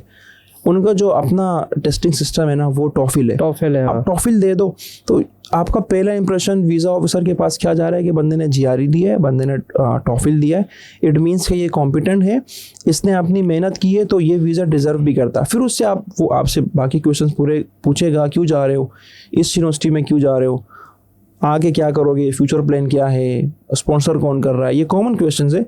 लेकिन ये आपकी होमवर्क आपका ये होना चाहिए, मेरे ख्याल से ये मेरा रीज़न था। क्योंकि बेसिकली तुम अगर हम देखें फाइनेंस के उस पर, तुम्हारा तो स्टेटस भी बहुत अच्छा होगा, अगर फाइनेंशियल वैल्यू दिखाई तो उससे भी कोई फ़र्क नहीं पड़ा तुम्हें। फाइनेंस उनकी रिक्वायरमेंट है कि आप अपनी एजुकेशन आप खुद या कोई भी आपके तो तुमने पेरेंट्स दिखाया नहीं, मैं तो खुद भाई टैक्स फाइलर हूँ वहाँ का। दिखाया, मतलब ये तो मैंने नहीं बताया कि मैं टैक्स फाइलर हूँ, क्योंकि वो फिर स्टूडेंट वीज़ा में मसला आता है। अच्छा, ये हाइड हाँ। करना पड़ गया, क्योंकि उनको आप ये शो करवाओ कि यार आप पढ़ने जा रहे हो, आप वहाँ काम नहीं करोगे, आप यहाँ आपकी यहाँ एम्प्लॉयमेंट आ है, गया ना। आपकी यहाँ अगर एम्प्लॉयमेंट है तो डेफिनेटली वो आप वहाँ जाकर तो नहीं कर सकते। अब अगर मैं उनको बताऊँ कि भाई मेरा काम यूएस से भी हो सकता है, तो वो बोलेंगे यार तुम पढ़ने जा रहे हो, काम करने जा रहे हो, ठीक है ना। तो मे भी कि उन्होंने ये डिटेक्ट कर भी लिया, नहीं, वो ऑनलाइन तो उनके पास रिसोर्सेज है ना, जब एलएलसी एक्टिव डीएक्टिव देख सकते हो तुम्हारे नाम पे वो एलएलसी। सिस्टम उनके पास इंटीग्रेटेड नहीं है। हाँ, अगर वो ऑन द स्पॉट आपको बोलेगा अपना फेसबुक यूट्यूब बताओ, तो फेसबुक यूट्यूब आपकी प्रोफाइल देख के उनको अंदाज़ा हो जाएगा कि आप क्या काम करते हो, तो फिर आप पकड़े जाओगे। लेकिन ऑब्वियसली आप बताओ कि मैं यहाँ पे काम कर रहा हूँ, अपनी कंपनी में ही अपनी एम्प्लॉयमेंट शो कर फेसबुक रहा के हूँ। प्रोफाइल ली लिए तुमसे उन्होंने जब फॉर्म भरते थे, जब फॉर्म भरते लेते फॉर्म भरते तो वो मैंने अपना लिंक्डइन का दिया है, अपना यूट्यूब का दिया था, नहीं आई गेस यूट्यूब का ही दिया था, उसमें वो वही पॉडकास्ट वाली वीडियोज़ है, 2018 की वो ट्यूटोरियल्स है, वो वाली चीज़ है, तो उसमें उनको पता नहीं लग सकता, नहीं पता चल सकता। बहरहाल वो रीज़न नहीं था, लेकिन आप ये नहीं बताओ। लोगों के लिए एक लेसन आ गया कि अच्छी यूनिवर्सिटी वगैरह को सिलेक्ट करके जाना है, क्योंकि देखो आप अच्छा पैसा भी कमा रहे हो, तो फिर भी अगर देखा जाए तो इतनी इन्फॉर्मेशन है शायद उसको भी नहीं पता होगा क्या होती है, लेकिन तुम्हारे से इतनी इन्फॉर्मेशन है लेकिन नहीं जा सकते। बिल्कुल ऐसा ही है। ऐसा नहीं है, तुम्हारे साथ दुख हम भी इस दुख के शामिल हैं, हमें तो 2-3 दफ़ा उन्होंने मैं तो 2006 से कर रहा हूँ बेसिस पे, आई थिंक 2012 में अप्लाई किया, फिर 14 में किया, फिर 17 में किया, फिर अभी मैंने नहीं किया 4-5 साल से। सही। देखिए मैं तो ये छोटी मोटी रिजेक्शंस है, मैं इससे डिसहार्ट नहीं हुआ, ये तो मैं समझे, मैंने ब्रेकफास्ट में खा ली, इफ्तारी और सेहरी में मैंने इन रिजेक्शंस को खा ली है। अभी मैंने अपना शुरू किया बाकी कंट्रीज़ का, जिसमें माल्टा है, मलेशिया है, ब्राज़ील है, इनका मैंने प्रोसेस स्टार्ट किया हुआ है। इंशाल्लाह एक का तो लग जाएगा। फिर इन कंट्रीज़ को स्टेपिंग स्टोन बना के फिर यूएस तो अल्टीमेटली जाना है, फिर यूएस जाएंगे, उन कंट्रीज से जाएंगे। यहाँ पे तो अभी अपॉइंटमेंट ही 9-10 महीने में मिल रही है। तो ये भी डिस्कस हो गया, अच्छा था, ये अच्छा डिस्कस हो गया। थोड़ा ब्रेक भी लेते हैं। एक तो पॉइंट ये था कि मैंने वीडियो बनवा के डलवा दी उससे, मैंने कहा रिकॉर्डेड लूँगा। नहीं तहसीन भाई, उसके लिए बड़ी माजरत। वो फार्म हाउस का जो इवेंट था वो मैंने डन किया था, वीडियो इसलिए बनाई थी कि भाई मैंने आना है, अपनी ऑडियंस को बोला है। पैसे भी भेज देते, तुम पैसे भेज देते ना, फिर आ जाते। प्रॉब्लम पता है क्या, थोड़ा सा एक मैंने आपको बताया कि पर्सनल एक इशू था जिसकी वजह से मैं टाइम पे कंफर्म भी नहीं कर पाया कि तहसीन भाई मैं आऊँगा नहीं आऊँगा, प्रोबेबिलिटी है। और ना आने से पहले मैंने आपको मैसेज भी नहीं किया कि सर सॉरी मैं नहीं आ रहा। पता नहीं तुमने कहा मैंने कॉल नहीं किया, हालांकि जिंदगी में मैंने वीडियो बनाई थी ना, ये 2 बंदों ने धोखा दिया मेरे दोस्त जिनके साथ मैंने ट्रैवल किया, एक तो फुरकान भाई और एक तुम। अच्छा सारे आ गए बाकी।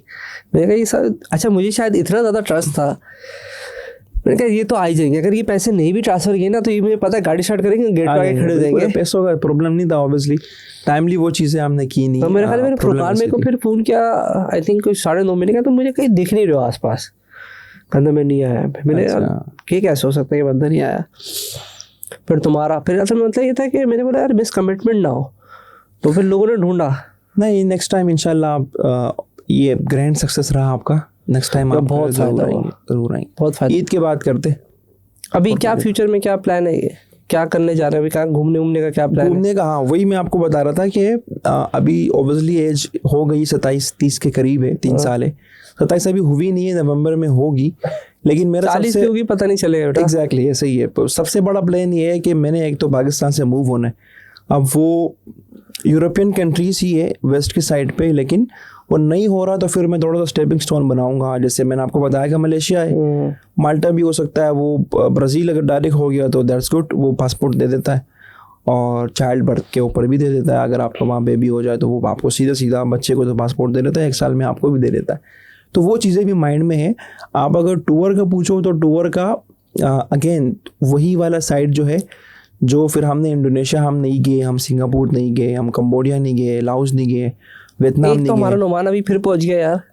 नोमान बिल्कुल वो वाली झिंगा लाला जिंदगी का वो बिल्कुल ओपन बंदा है, वो नहीं देखता कि भाई मेरे 100 काम चल रहे हैं, मेरी ये टेंशन है वो टेंशन है। वो कहता चिल करो यार, सब होता रहेगा। और हो भी जाता है उसका। अभी अपना हसीब जकार्ता में ये नया को एक्सप्लोर करने नहीं, हसीब अभी कोलालमपुर में, वो बाली में ही था। वो इंडोनेशिया जकार्ता सिटी है इंडोनेशिया में। वो हरी आंखों वाली तो नहीं देखने चला गया था वो शायद आई डोंट नो, वो जो उन्होंने बताया तो अकेला है। वो हमारी एक पॉडकास्ट हुई है तहसीन भाई, आपको बात बताना भूल गया, आसिफ के साथ बड़ा बैड सीन हुआ जकार्ता में। क्या? उसका मोबाइल छिन गया। नहीं कर रहे, वो मोबाइल यूज कर रहा था, बाइक पे 2 लड़के आए, मोबाइल लेके छाट हो गए। जकार्ता में, मतलब कराची में हम बच रहे, उस बेचारे का जकार्ता में मोबाइल छिन गया। और फिर उसे कैसे सारी चीज़ों कवर किया? बड़ी मुश्किल से किया। नोमान भाई बता रहे थे, आसिफ से ही मेरी बात हुई, तो वो फिर लोकल पुलिस के पास गए। आसिफ कह रहा था कि यार मुझे अपना होटल भी नहीं पता था कि भाई मेरा होटल कौन सा है। तो फिर बड़ी मुश्किल से होटल मिला, क्योंकि लैपटॉप और बाकी चीज़ें वहीं पे दी, सारा सामान। तो पुलिस ने रिपोर्ट वोपेट लिखी, और मेरे ख्याल से पुलिस वालों ने उसको नई सिम दी, नया मोबाइल भी उसको दिया मेरे ख्याल से। नोमान तो ऐसे ही बता रहा था कि छोटा मोटा मोबाइल दिया कि आप ये यूज़ करो, सिम लेके दी ताकि आप अपना ट्रैवल वगैरह कर सको। तो उसके साथ बड़ा अनफॉर्चुनेट ये सीन हुआ। जकार्ता बड़ी पॉपुलेशन वाली सिटी है, तो वहाँ पे ये चीज़ें नॉर्मल है। तो आपको बताऊँ, मैं न्यूयॉर्क कह रहा हूँ, सॉरी न्यूयॉर्क का तो मैं वीज़ा मिला नहीं। यूरोप में था ना, यूरोप में फ्रांस के अंदर हम कौन सी फेमस स्ट्रीट है? I don't know. फ्रांस के अंदर एक स्ट्रीट है, बहुत फेमस स्ट्रीट है फ्रांस के अंदर ही। वहाँ हम शॉपिंग कर रहे थे, तो उसमें पुलिस वालों ने मैं बता दिया था कि मोबाइल आप सारे अंदर। फ्रांस में सर बहुत चोरी होती है। क्या, मैं एरिया का नाम भूल गया। वहाँ पे एक जो आईफल टावर है ना, आईफल टावर के सामने एक एरिया जिसके अंदर वो चकोर करके उन्होंने ब्लॉक्स बनाया हुआ है। अच्छा, पूरी स्ट्रीट है, उसका आइडिया नहीं। अभी यूखानो जो है, वो उमर खान, नाम भी भूल गया क्योंकि मैं कोविड से पहले गया था। फ्रांस में बहुत चोरी होती है, कॉमन। वो वही पुलिस वालों ने मैं बोला कि कालों से बच के रहना, ठीक है ना, वी वॉन्ट बी रिस्पॉन्सिबल, ये वो पता नहीं पहली। अच्छा, हमारी पूरी क्योंकि बस थी ना, 50 लोग की थी, ट्रैवल वालों के साथ गया हुआ था, तो सबको उसने उसी वक्त गाइड कर दिया। तो फिर उसने बोला था कि मोबाइल आप ऐसे हाथ में नहीं रखेंगे, और बोला था कि इस एरिया में नहीं जाना, इस गली के अंदर नहीं घुसना। तो मतलब हम रिस्पॉन्सिबिलिटी नहीं लेते। तो मतलब फ्रांस के अंदर हम घूमना है और परेड हरा रहा है, तो वो कहते हैं कालों से बच के रहना। तो मतलब मैंने नहीं सर, हमें क्या लगता है कि भाई ये कंट्रीज सेफ नहीं। आप क्राइम इंडेक्स उठा के देखें, सबसे ज़्यादा क्राइम इंडेक्स आपके यूएस में, सबसे ज़्यादा मर्डर आपके स्ट्रीट जो मर्डर्स होते हैं वो यूएस में ही होते हैं। मतलब यूएस का आप फ्लोरिडा का क्राइम इंडेक्स उठा के देख लो, आप टेक्सास का उठा के देख लो, न्यूयॉर्क का, कैलिफोर्निया का उठा के देख लो, वो मेरे ख्याल से लाहौर और इस्लामाबाद से ज़्यादा, इस्लामाबाद में तो बहुत कम है, लेकिन ये कंट्रीज़ भी कोई सेफ़ तो नहीं है, Safe मतलब नहीं है, ठीक है नहीं। होगी, लेकिन चीज़ें हो जाती है। अब जकार्ता में हो गया आसिफ के साथ, फ़ोन उसका छिन गया। बे बड़ा दुख हुआ यार। क्लोजिंग की तरफ चलें या कुछ ऐसा पॉइंट है? क्लोजिंग ही करे बस मेरे ख्याल से। कोई ऐसी डिस्कशन है? मेरा इवेंट था, अच्छा इवेंट वाला पॉइंट ये करता कि यार once I did the event, उसके बाद मुझे ना लोगों ने बड़ा अप्रिशिएट किया। अगर मैं बड़ा समराइज करता हूँ, मैं तो मेरे फ्रेंड हो वैसे, तो मैंने किसी को नहीं बताया, तो मैं ना 2.5-3 साल से पॉडकास्ट करता हूँ, तो मुझे लोग उससे अभी तक नहीं जानते। तो मेरे अगर पूरा डेटा देखोगे ना, अगर मैं बोलूँ कि मुझे कितने लोगों ने सुना, मतलब मिलियन के आसपास सुना होगा मुझे। अगर पूरा मैं यूट्यूब में मेरे 6 लाख के व्यू हैं, कोई समथिंग मिला के मैंने कहा लाख होगा, बस मिलियन कर लो। ठीक। लेकिन मेरा जो इवेंट गया था ना, वो बहुत, मतलब वो उसने मुझे, उसमें ना आपने मेरे ख्याल से एफर्ट बहुत लगाई थी। आप हर किसी के ऑफिस जाके आपने उसकी मार्केटिंग सॉलिड की थी, यार उसकी उसके ना वजह से मेरे आई व्यू बिलीव बहुत के थे। मेरा इवेंट का व्यू, मतलब मैं कहता हूँ कि मेरे मिलियंस तक जो मैं पहुंचा ना, तो मैं शायद इवेंट से पहुंचा। सही सही। और अभी मेरे पास इतने इवेंट्स की अपॉर्चुनिटीज मौजूद हैं, तो वो था कि यार इवेंट। अच्छा दूसरा फिर मुझे इवेंट्स की क्या है कि कहीं ना मैं पॉडकास्ट करते करते ना, अगर तुम ये सेटअप देखो ना, हमारे पास 5 लोगों की टीम थी और बड़े हम मोटिवेटेड से, बड़ी चीज़ और ना डिक्लाइनिंग में चला गया था। फिर एक बंदा छोड़ के चला गया, फिर हिबा भी छोड़ के चले गई हमें। फिर ना हम 5 बंदों की टीम थी, तो जैद चला, जिसने पूरा बनाया वो छोड़ के चला। क्योंकि आप 2.5 साल से लगे और आपके पास ना मोटिवेशन नहीं आ रही है, इवन के पैसा भी नहीं आ रहा। सही। अच्छा लोग आ रहे हैं, अच्छे लोगों को इन्वाइट करते हैं, तो देख जब वो चैनल देखता था ना, तो वो नहीं आता था। अब तो खैर थे, ऐसे लोग आ रहे हैं, मैं खुद परेशान हूँ। अच्छा वो बोलते थे यार इतने सब्सक्राइबर हैं, और 2.5 साल हो गए, कोई हमने 100-150 पॉडकास्ट कर लिए, कहीं नहीं। ये पूरा ना डिक्लाइनिंग में जा रहा था, समझ लो, ऐसा डिक्लाइन। और वो इवेंट, मैं कहता हूँ, क्यों कहते हैं कि लोग की रील वायरल होती है कि यार मेरी ये रील वायरल हो गई, 1 लाख तक चली गई, 1 मिलियन। मेरी आज तक पॉडकास्ट की कोई भी पॉडकास्ट, में सच्ची बता रहा हूँ, एक भी कोई लाख पे नहीं गई होगी। अच्छा, और लाख गई है, रील्स गई है आपकी? मेरी इवेंट गया है, इवेंट गया है, इवेंट मिलियंस पे गया मेरा। सही सही सही, बेहतरीन। फेसबुक देखा ना मैंने, तो फेसबुक मेरा दिखा रहा है 5-5 लाख व्यू की तस्वीर है। मैंने बोला यार ये तो इवेंट की तस्वीर है, इवेंट। अब वो मेरा कंपाउंड इफेक्ट ऐसा हुआ कि वो सब मुझे जानते थे, 100 लोग, और वो उन लोगों ने टैगिंग की, और उन लोगों ने सब, तुम मुझे जानते थे, सारे मुझे लोग जानते थे, उन्होंने मुझे ना वीडियोस बड़ी आराम से बना के एंड देन उन्होंने अपनी अपनी प्रोफाइल्स पे लगाई। बिल्कुल। तो मुझे ऐसा लगा कि वो शायद कंपाउंड इफेक्ट पड़ के धम करके उनकी ऑडियंस आपकी तरफ आ गई, वो आ गई, तरफ चली गई। अच्छा पॉडकास्ट कहीं ना कहीं हो सकता है, बस मैं क्लोज भी कर रहा हूँ, हमारा घंटे भी हो गया। हर किसी के अब हो सकता है किसी को पाकिस्तान में काम करना, तो हमारी पॉडकास्ट ही नहीं सुनेगा, LLC नहीं चाहिए उसका, एजेंसी नहीं चाहिए, या वो शॉपिफाई पे काम कर रहा है, यार मेरा से क्या लेना है। हाँ ठीक है, नजीब को जानता है, वो ऐसे करके देखेगा तस्वीर, पढ़ेगा टाइटल, उसके बाद वो क्लिक भी नहीं करेगा, ठीक है ना। लेकिन शायद इवेंट कहीं ना कहीं हर बंदे का इंटरेस्ट फैक्टर था। पॉइंट मेरा समझे? बिल्कुल सही है, बिल्कुल सही। एक देखो वो फन भी है, हाँ, और उसमें ये कि आपका जो इवेंट था वो भी डाइवर्सिफाइड था।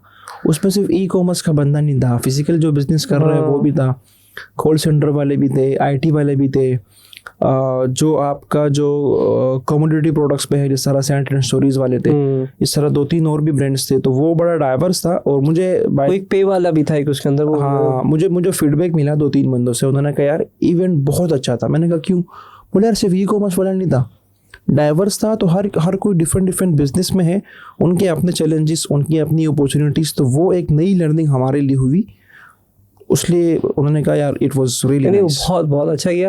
And I missed it, I am really sorry again, वो मैंने मिस कर ली अपॉर्चुनिटी। वो मुझे अनीक का यकीन नहीं था, अनीक भी था, साथ लकी भी पहुंच गया, लकी भी आया था, वो पता नहीं कहाँ से लोग अलग अदर कंट्री से आ गए, तो वो भी आए थे।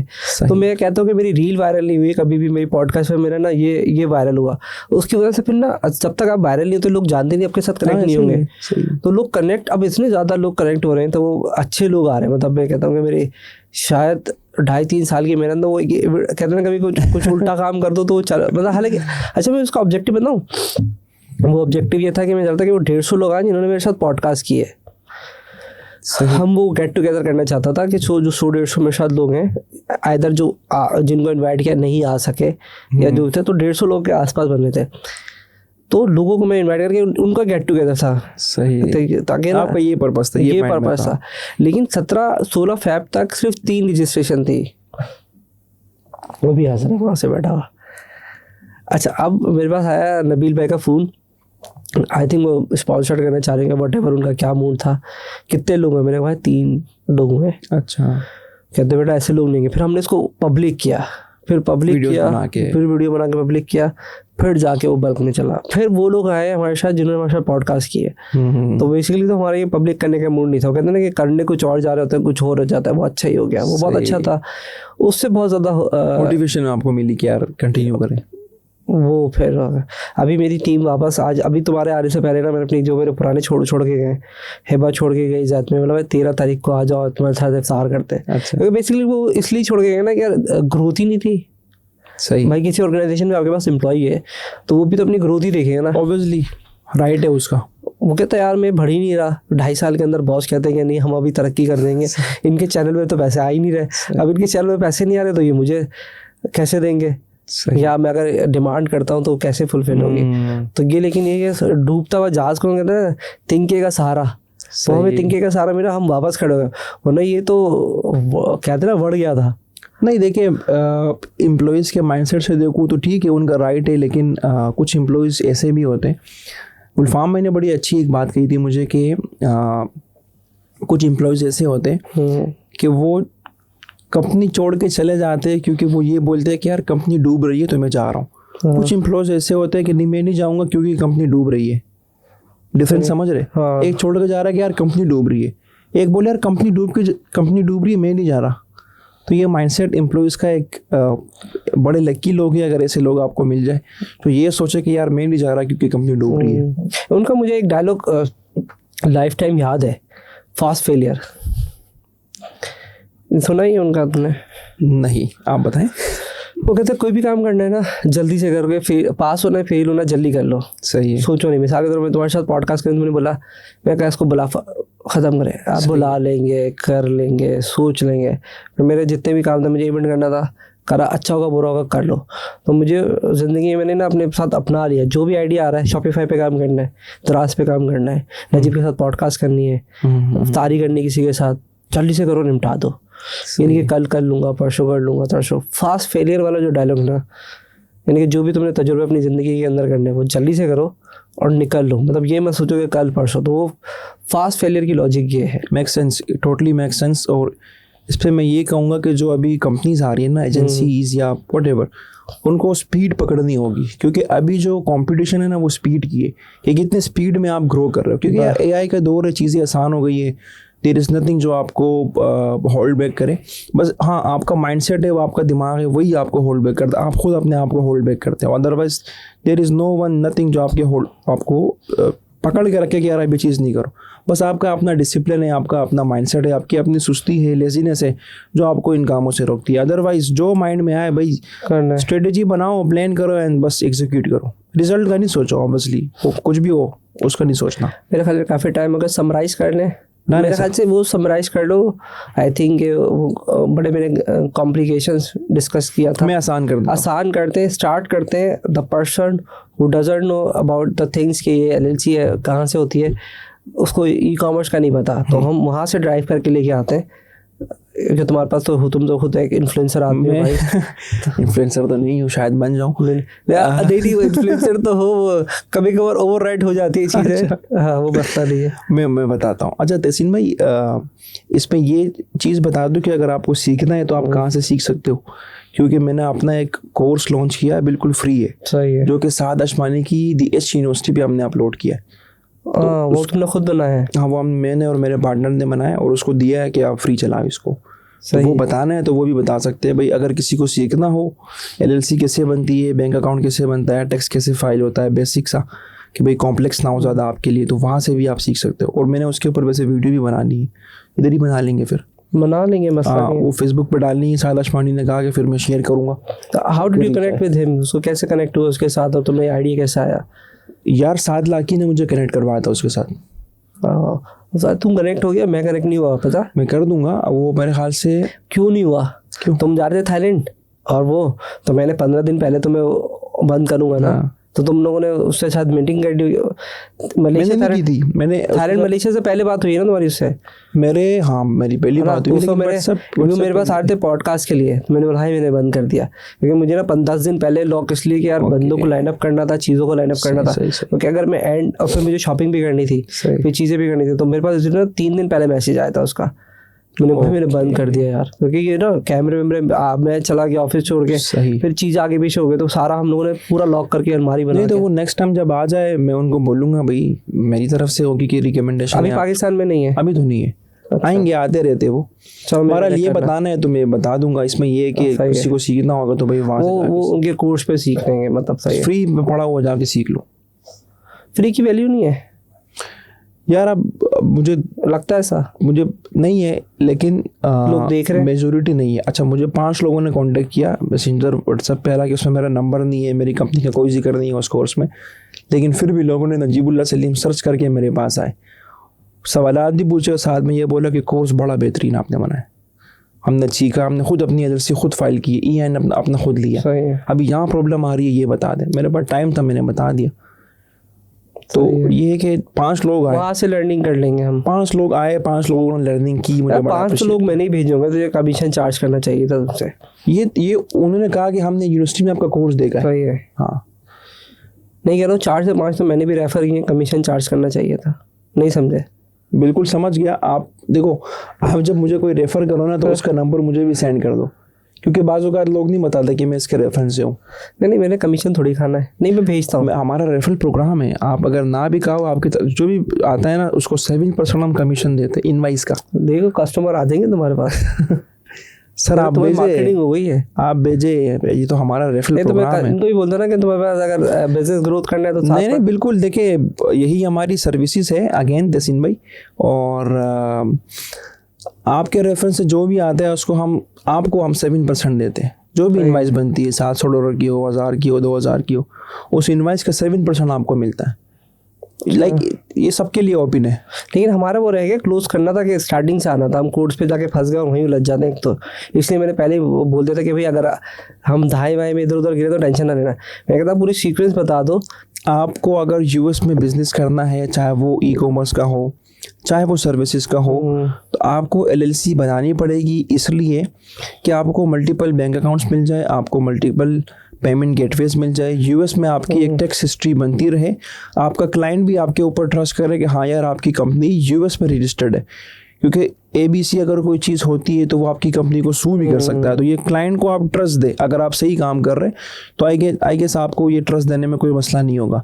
तो यूएस की किसी भी स्टेट में स्टेट दे के उसका टैक्स रेट क्या है, उसमें ई-कॉमर्स फ्रेंडली है या वो उसमें ज़्यादा कॉम्प्लिकेशन या ज़्यादा कंप्लायंसेस तो नहीं है, आप अपनी LLC फॉर्म करें, EIN नंबर ले, वाइस, पेयोनीज, ज़ायला, पिंगपोंग / रिवोल्यूट ये अकाउंट्स अपने बनाएं, बिजनेस स्टार्ट करें, पेमेंट्स रिसीव करें, और साथ साथ फिर आप अपना ITIN बनाएं, which is individual tax payer identification number. ये ITIN बनवाने के बाद आप पेपाल बना सकते हो अपनी US LLC के ऊपर। वो आपका पेपाल बिजनेस अकाउंट होगा, इंडिविजुअल नहीं होगा। ठीक है। उस बिजनेस अकाउंट को आप अपनी वेबसाइट पे इंटीग्रेट करो। क्लाइंट अगर बोले कि मैं आपको पेपाल पे दूंगा तो उसको पेपाल की ईमेल दो या इनवाइस बना के दो, तो आपके पेमेंट्स जो है ना वो इजीली आपके पास आएंगे। उसमें क्लाइंट ये नहीं बोलेगा यार आपके पास ये नहीं है, वो नहीं है, आपको किसी मर्चेंट या किसी थर्ड पार्टी के पास जाना नहीं पड़ेगा। ठीक है जी। उसी LLC का फिर नेक्स्ट ईयर आपने टैक्स फाइल करना होता है। 2 किस्म की टैक्स फाइलिंग होती है, एक एनुअल रिपोर्ट जिसको फ्रेंचाइज रिपोर्ट भी कहते हैं, जिसको पाकिस्तान में लोग LLC रिन्यूअल भी कहते हैं। तो ये स्टेट लेवल पे होती है। ये एनुअल रिपोर्ट आप फाइल करें, हर स्टेट की अपनी अपनी ड्यू डेट होती है, उसकी अपनी अपनी फीस होती है। जैसे मैंने आपको मिसाल दी कि टेक्सास में वो 15 में है, फ्लोरिडा में 1 में है। तो ये आपने 2024 में LLC फाइल किए, 25 में आपको एनुअल रिपोर्ट फाइल करनी होगी। इसी के साथ साथ आपने 1 साल के बाद अपना 24 में आपने LLC फाइल की, 25 में आपकी फाइलिंग होनी है। फिर आपने फेडरल इनकम टैक्स फाइल करना है, जो फेडरल लेवल पे IRS के साथ फाइल होता है। उसमें फिर ड्यू डेट जो है वो 15 मार्च है मल्टी मेंबर LLCs का और कॉरपोरेशंस का, और अगर आपकी सिंगल मेंबर LLC है तो 15 अप्रैल आपकी ड्यू डेट है जो अभी आने वाली है। तो ये 2 टैक्स फाइलिंग है जो आपको लाजमी करनी होगी, अदरवाइज़ आपकी कंपनी इनएक्टिव हो जाएगी। और अगर आपने IRS के साथ फाइलिंग नहीं की, चाहे आपका बिजनेस हुआ हो या नहीं हुआ हो, आपने तब भी रिटर्न फाइल करना है। वो फिर आपको पेनलाइज करेंगे। वो पेनल्टी $25,000 तक भी आ सकती है, ठीक है ना। स्टार्ट होती है 60 से 25,000 तक भी आ सकती है। तो इन अ नटशेल आपको बिजनेस करना है यूएस में एज अ नॉन रेजिडेंट, आप कर सकते हैं, आपके बैंक अकाउंट्स बन सकते हैं। फिनटेक फिजिकल के लिए फिर आपको यूएस का कोई बंदा अपनी एलएलसी में ऐड करना होगा, या आप खुद यूएस का वीज़ा लगा के अकाउंट अपना खोल सकते हैं। तो इन अ नटशेल एलएलसी आपकी बनेगी, EIN ITIN आपका आप हासिल करेंगे, आप उसके ऊपर फिनटेक अकाउंट्स बना के बिजनेस स्टार्ट करें। पेपाल बनाए, स्ट्राइप बनाए, स्क्वायर बनाए, स्क्वायर भी एक ऑप्शन है, वो बन गया तो वेल एंड गुड, उसमें रिजेक्शन ज़्यादा है। और फिर अपना बिजनेस वाइट रखे, हर चीज़ की आप प्रूफ रखें, आपके साथ क्लाइंट कम्युनिकेट कर रहा है उसका प्रूफ रखें, ईमेल पे, व्हाट्सएप पे, किसी प्रोजेक्ट मैनेजमेंट टूल पे उसका प्रूफ हो। आप क्लाइंट को इनवाइस करें प्रॉपर, अपनी कंपनी का एड्रेस डाले, क्लाइंट का डाले, ठीक है ना। एंड अदर देन दैट आपकी वेबसाइट बड़ी प्रोफेशनल हो, वो नीच डाउन हो, ठीक है ना, वो जनरल ना हो। तो ये चीज़ें मैटर करती है पेमेंट गेटवेज के लिए। तो फिर आपका कोई मसला आ भी जाए, कोई वेरिफिकेशन आ भी जाए, तो आप उसको इजीली वेरीफाई कर सकते हो। एंड नेक्स्ट ईयर फिर आपने रिटर्न फाइल करना है, annual report and income tax return. सारी डॉक्यूमेंटेशन जो है ना याद रखनी, कौन कौन से अकाउंट कहाँ है, कितनी कितनी पेमेंट आपके पास आ रही है। एग्जैक्टली, प्रॉफिट एंड लॉस आप हर मंथ अपना बनाएं कि इस मंथ में मैंने लेट्स से मैंने मार्च में अपनी LLC बनाई, तो मार्च में मैंने क्या बिजनेस किया, मैंने कितना रेवेन्यू जनरेट किया, मैंने कितना एक्सपेंस किया, मेरा प्रॉफिट लॉस कितना हुआ। तो फिर 1 साल के बाद आप ये पूरा दिसंबर 31 तक आप अपना प्रॉफिट एंड लॉस शेयर करते हो कि हाँ यार मेरा इतना बिजनेस हुआ है। वही नंबर्स फिर आपने आगे IRS को डिक्लेयर करने होते हैं। प्रॉफिट नहीं है उसके ऊपर, उसकी कंडीशंस है, जैसे यूएस में आपका कोई बिजनेस ना हो, फिजिकल ऑपरेशंस आपके ना हो, यूएस में कोई एम्प्लॉय ना हो, तो फिर आप टैक्स पे नहीं करते उस केस में। तो तहसीन भाई आई गेस मेरे ख्याल से बहुत अच्छा हो गया, काफ़ी सारी चीज़ें तुमने बता भी दी। फिर मज़े की बात ये कि मैंने तो सारे रियल केस तुम्हारे साथ डिस्कस किए कि भाई मेरे साथ ये चैलेंज आया था, मेरे साथ आया था, मैं तो किसी और की बात नहीं कर रहा है। वो मैं रियलिस्टिक में बता दिया था कि LLC मेरी डीएक्टिवेट हुई। फिर वॉइस तुमने मेरा सेट किया क्योंकि वो इसलिए कि LLC का मसला था, कोई फाइनेंशियल इश्यूज़ नहीं थे, तो इसलिए वो एक्टिव हो गई। फिर मेरा ITIN पे एक केस लगा, वो तुमने रिजॉल्व किया। फिर हमने ID.me का बताया कि स्टेट लेवल पे वो आ जाएगा। तो जो एंड सुन रहे हैं तो स्किप करके आया तो वो दोबारा सुन लें, क्योंकि वो सारी की सारी चीज़ें जो है ना मैंने रियल केस डिस्कस किए। This is not the hypothetically कि हमने एक सिनेरियो बनाया, बिकॉज मेरे साथ ये 2021-22 के साथ कनेक्टेड है, ऑलमोस्ट 21-22 पेपल मेरा बनाया है, कैपिटल वन का कार्ड पता नहीं मामू के घर मंगवाया था। बिल्कुल ठीक है, मैं इतने राज का बंदा मैंने आपके आके रखा है। और रिटर्न्स भी आपके हमने फाइल किए, और रिटर्न्स भी फाइल कर रहे हैं, अभी भी कर रहे हैं, अभी भी आपको चल रहा है। 1 साल मैंने गड़बड़ करी थी, पैसे मुझे किसी ने कम बोले थे तो मैं उधर चला गया था, फिर वापस आ गया। मैं देखा कि ऊपर मुझे मसला मिला। तो पैसे के बच्चे थोड़े प्राइस अगर आगे पीछे भी होता है तो मसला नहीं है। बिल्कुल सही है। तो मेरे नहीं ख्याल की कोई ऐसी चीज़ रह गई है। बस एक चीज़ मैं बताना चाहूँगा, बताएं। मेरे पास बहुत सारे क्वेश्चंस भी आते हैं कि यार आप LLC का काम कर रहे हैं, हमें भी सीखना है। हाँ। तो हम कहाँ से सीखें। तो ये बड़ा फिर कॉमन हो गया कि हर कोई मुझसे पूछ रहा था। तो उसके लिए फिर क्योंकि एक वेबसाइट है LLCuniversity.com, वहाँ पे सारी इन्फॉर्मेशन है, लेकिन लोग होते हैं ना कि यार बस मुँह में दे दो, बस समझा दो यार, स्पून फीड कर दो। इंग्लिश में भी होता है ना, थोड़ा इंग्लिश में होता है, थोड़ा समझने में मुश्किल होती है। बहरहाल हमने एक कोर्स बनाया बिल्कुल फ्री, हम उसका कोई चार्ज नहीं कर रहे। और जो साद अशमनी को अगर आप जानते हो, आप तो जानते हो ऑब्वियसली, तो उनकी एक यूनिवर्सिटी है वर्चुअल DH यूनिवर्सिटी के नाम से। तो उस पर हमने अपना कोर्स डाला है, मैंने और मेरा जो पार्टनर है अरहम रफ़ीक, तो उन्होंने टैक्स वाला पार्ट कवर किया, मैंने LLC, बैंक अकाउंट्स, EIN वाला पार्ट कवर किया, और कॉम्प्लेक्स चीज़ों को बड़ा आसान करके हमने समझा है। तो अगर आपको सीखना है तो आपके चैनल के थ्रू ये मैं पैगाम दे रहा हूँ कि DH यूनिवर्सिटी पे फ्री कोर्स है, आप जाके सीखें, आप अपनी LLC खुद बनाए। मेरे पास आपको जैसे अभी हम डिस्कस कर रहे थे, पॉडकास्ट होगी ना, तो उसमें तुम कमेंट में जाके डिटेल में कमेंट में भी डाल दूंगा, कोई कमेंट में डाल देना। तो लोग आए मेरे पास, उन्होंने फीडबैक दिया कि बड़ा अच्छा कोर्स है, मैंने अपनी LLC खुद बनाई, अपना EIN खुद लिया है। तो I think you don't need to pay anyone. फिर आप वहाँ से खुद सीखे, अपना काम खुद स्टार्ट करें। थोड़ा सा जहाँ कॉम्प्लेक्स हो तो फिर आप किसी की गाइडेंस ले लें। सो ये भी एक अच्छा काम हो गया कि चीज़ जो है ना वो हाईलाइट हो गई। तो बहुत सारी चीज़ हो गई। मेरे ख्याल से अगर कोई ऐसी कोई पॉइंट आए तो कुछ भी नहीं रहा है, बट ट्रेडमार्क पे हमारा इतना डिस्कशन नहीं है, वो इतना हमारा एरिया भी नहीं था आज का कवर करने का। बस वो ट्रेडमार्क में अगर मैं बताऊं तो लेट्स से अगर आप बड़ी एजेंसी हो या अमेजोन पे आप सेल कर रहे हो, आपका प्राइवेट लेवल है, तो आपने अपना ब्रांड नेम प्रोटेक्ट करना है। अमेजोन की जो ब्रांड रजिस्ट्री है उसके बेनिफिट्स लेने के लिए आपका यूएसपीटीओ पे ट्रेडमार्क फाइल होगा, उसका सीरियल नंबर आएगा, सर्टिफिकेट आएगा, आपका ब्रांड इससे रिलेटेड मैंने बड़ी डिटेल में पॉडकास्ट की है फुरकान भाई के साथ जो हमारे साथ घूमने गए थे। वो 2.5-3 घंटे की पॉडकास्ट है। उन्होंने रूह अफ़ज़ा के केसेस को डिस्कस किया रियल में कि नाम की वजह से क्या इश्यूज आते हैं। सिर्फ थोड़ा सा आगे पीछे नाम करते लोग कर लेते हैं, लेकिन फिर भी क्लेम हो जाता है, कितना % नाम को चेंज कर सकते हैं। तो फुरकान भाई के नाम से हमारी पॉडकास्ट होगी, जिसमें उन्होंने एक और डिस्कस किया था गुलफाम सर का, जिसके हम डायलॉग डिस्कस कर रहे थे। उनके साथ मैंने पॉडकास्ट की, इसी लिस्ट के अंदर है। डॉक्टर गुलफाम के नाम से आई थिंक टाइटल मुझे याद नहीं, लेकिन नाम उनका डॉक्टर गुलफाम है, तो सर्च कीजिएगा, वो पॉडकास्ट देखें। वो उनके डायलॉग्स बहुत अच्छे, अगर आप एजेंसी बनाना चाह रहे हैं, एजेंसी ग्रोथ के बड़े एक्सपर्ट है। फुरकान मैंने ट्रेडमार्क पे बहुत डिटेल में हम लोगों ने बकायदा उनके लिए सिस्टम लगाए थे यहाँ पे, वो बड़ा अपने कंप्यूटर लगा के तो बड़ा पेटेंट और ट्रेडमार्क वो बड़ा डिस्कस किया है। तो मैं तो कहता हूँ हर एक को नहीं भी पता तो लाजमी है कि वो कोई भी बिजनेस करने जा रहा है तो अपने नाम को कैसे प्रोटेक्ट कर सकते हैं, बिल्कुल ऐसे, क्योंकि वो बिक जाते हैं। तो वो पॉडकास्ट देख सकते हैं। फिर भी अगर हमारे नजीब भाई से कोई राज वाज पूछवाने हो तो कमेंट करना, हम इनको दोबारा बुला लेंगे, हमारे पार्टनर हैं और इनके साथ मैंने एनी टाइम है ना, तो एक आध होनी चाहिए। और मैं सोचता हूँ 1.5 साल में एक आध, क्योंकि चीज़ें अपडेट हो जाती हैं। उस वक्त पहले वॉइस था, फिर वॉइस खत्म हो गया, चीज़ें अपडेट हो रही हैं। बिल्कुल तो उस तरह से मेरे ख्याल तो शायद ईयरली हमारा होना चाहिए। पर सर आप जब बुलाएंगे हम आएंगे, मैं नहीं बुलाऊंगा भाई, कमेंट करेंगे तो मैं बुलाऊंगा, कमेंट करे भाई, कमेंट नहीं करेंगे तो मैं कैसे बुलाएंगे। कमेंट के ऊपर सारा डिपेंड कर रहा होता है। सही है। और फिलहाल तक के लिए थैंक यू करते हैं, अल्लाह हाफिज़ करते हैं। ये सर आपका बहुत शुक्रिया, आपने हमें ये प्रिविलेज किया कि हम आपके शो पे आए। नहीं तुमने मुझे याद दिलाया था, तुम मैंने, वरना मुझे तो था क्योंकि चीज़ें चेंज हो गई। मैंने कहा मैं इसको एज अ फर्स्ट समझता हूँ मार्केट में। जब भी कोई चीज़ अपडेट हो तो मुझे मैसेज करना, कॉल करना, मैं इसको हम अपडेट करें। मैं सोच रहा हूँ ये एक सेशन ही चला देंगे हम, क्योंकि ये टैक्सेशन का सिस्टम ना ख़त्म नहीं होना चाहिए, टैक्स का एरिया रहना चाहिए। डन हो गया। फिलहाल तक अभी तक के लिए पॉडकास्ट में, अभी तक के लिए अल्लाह हाफिज़। Thank you ji.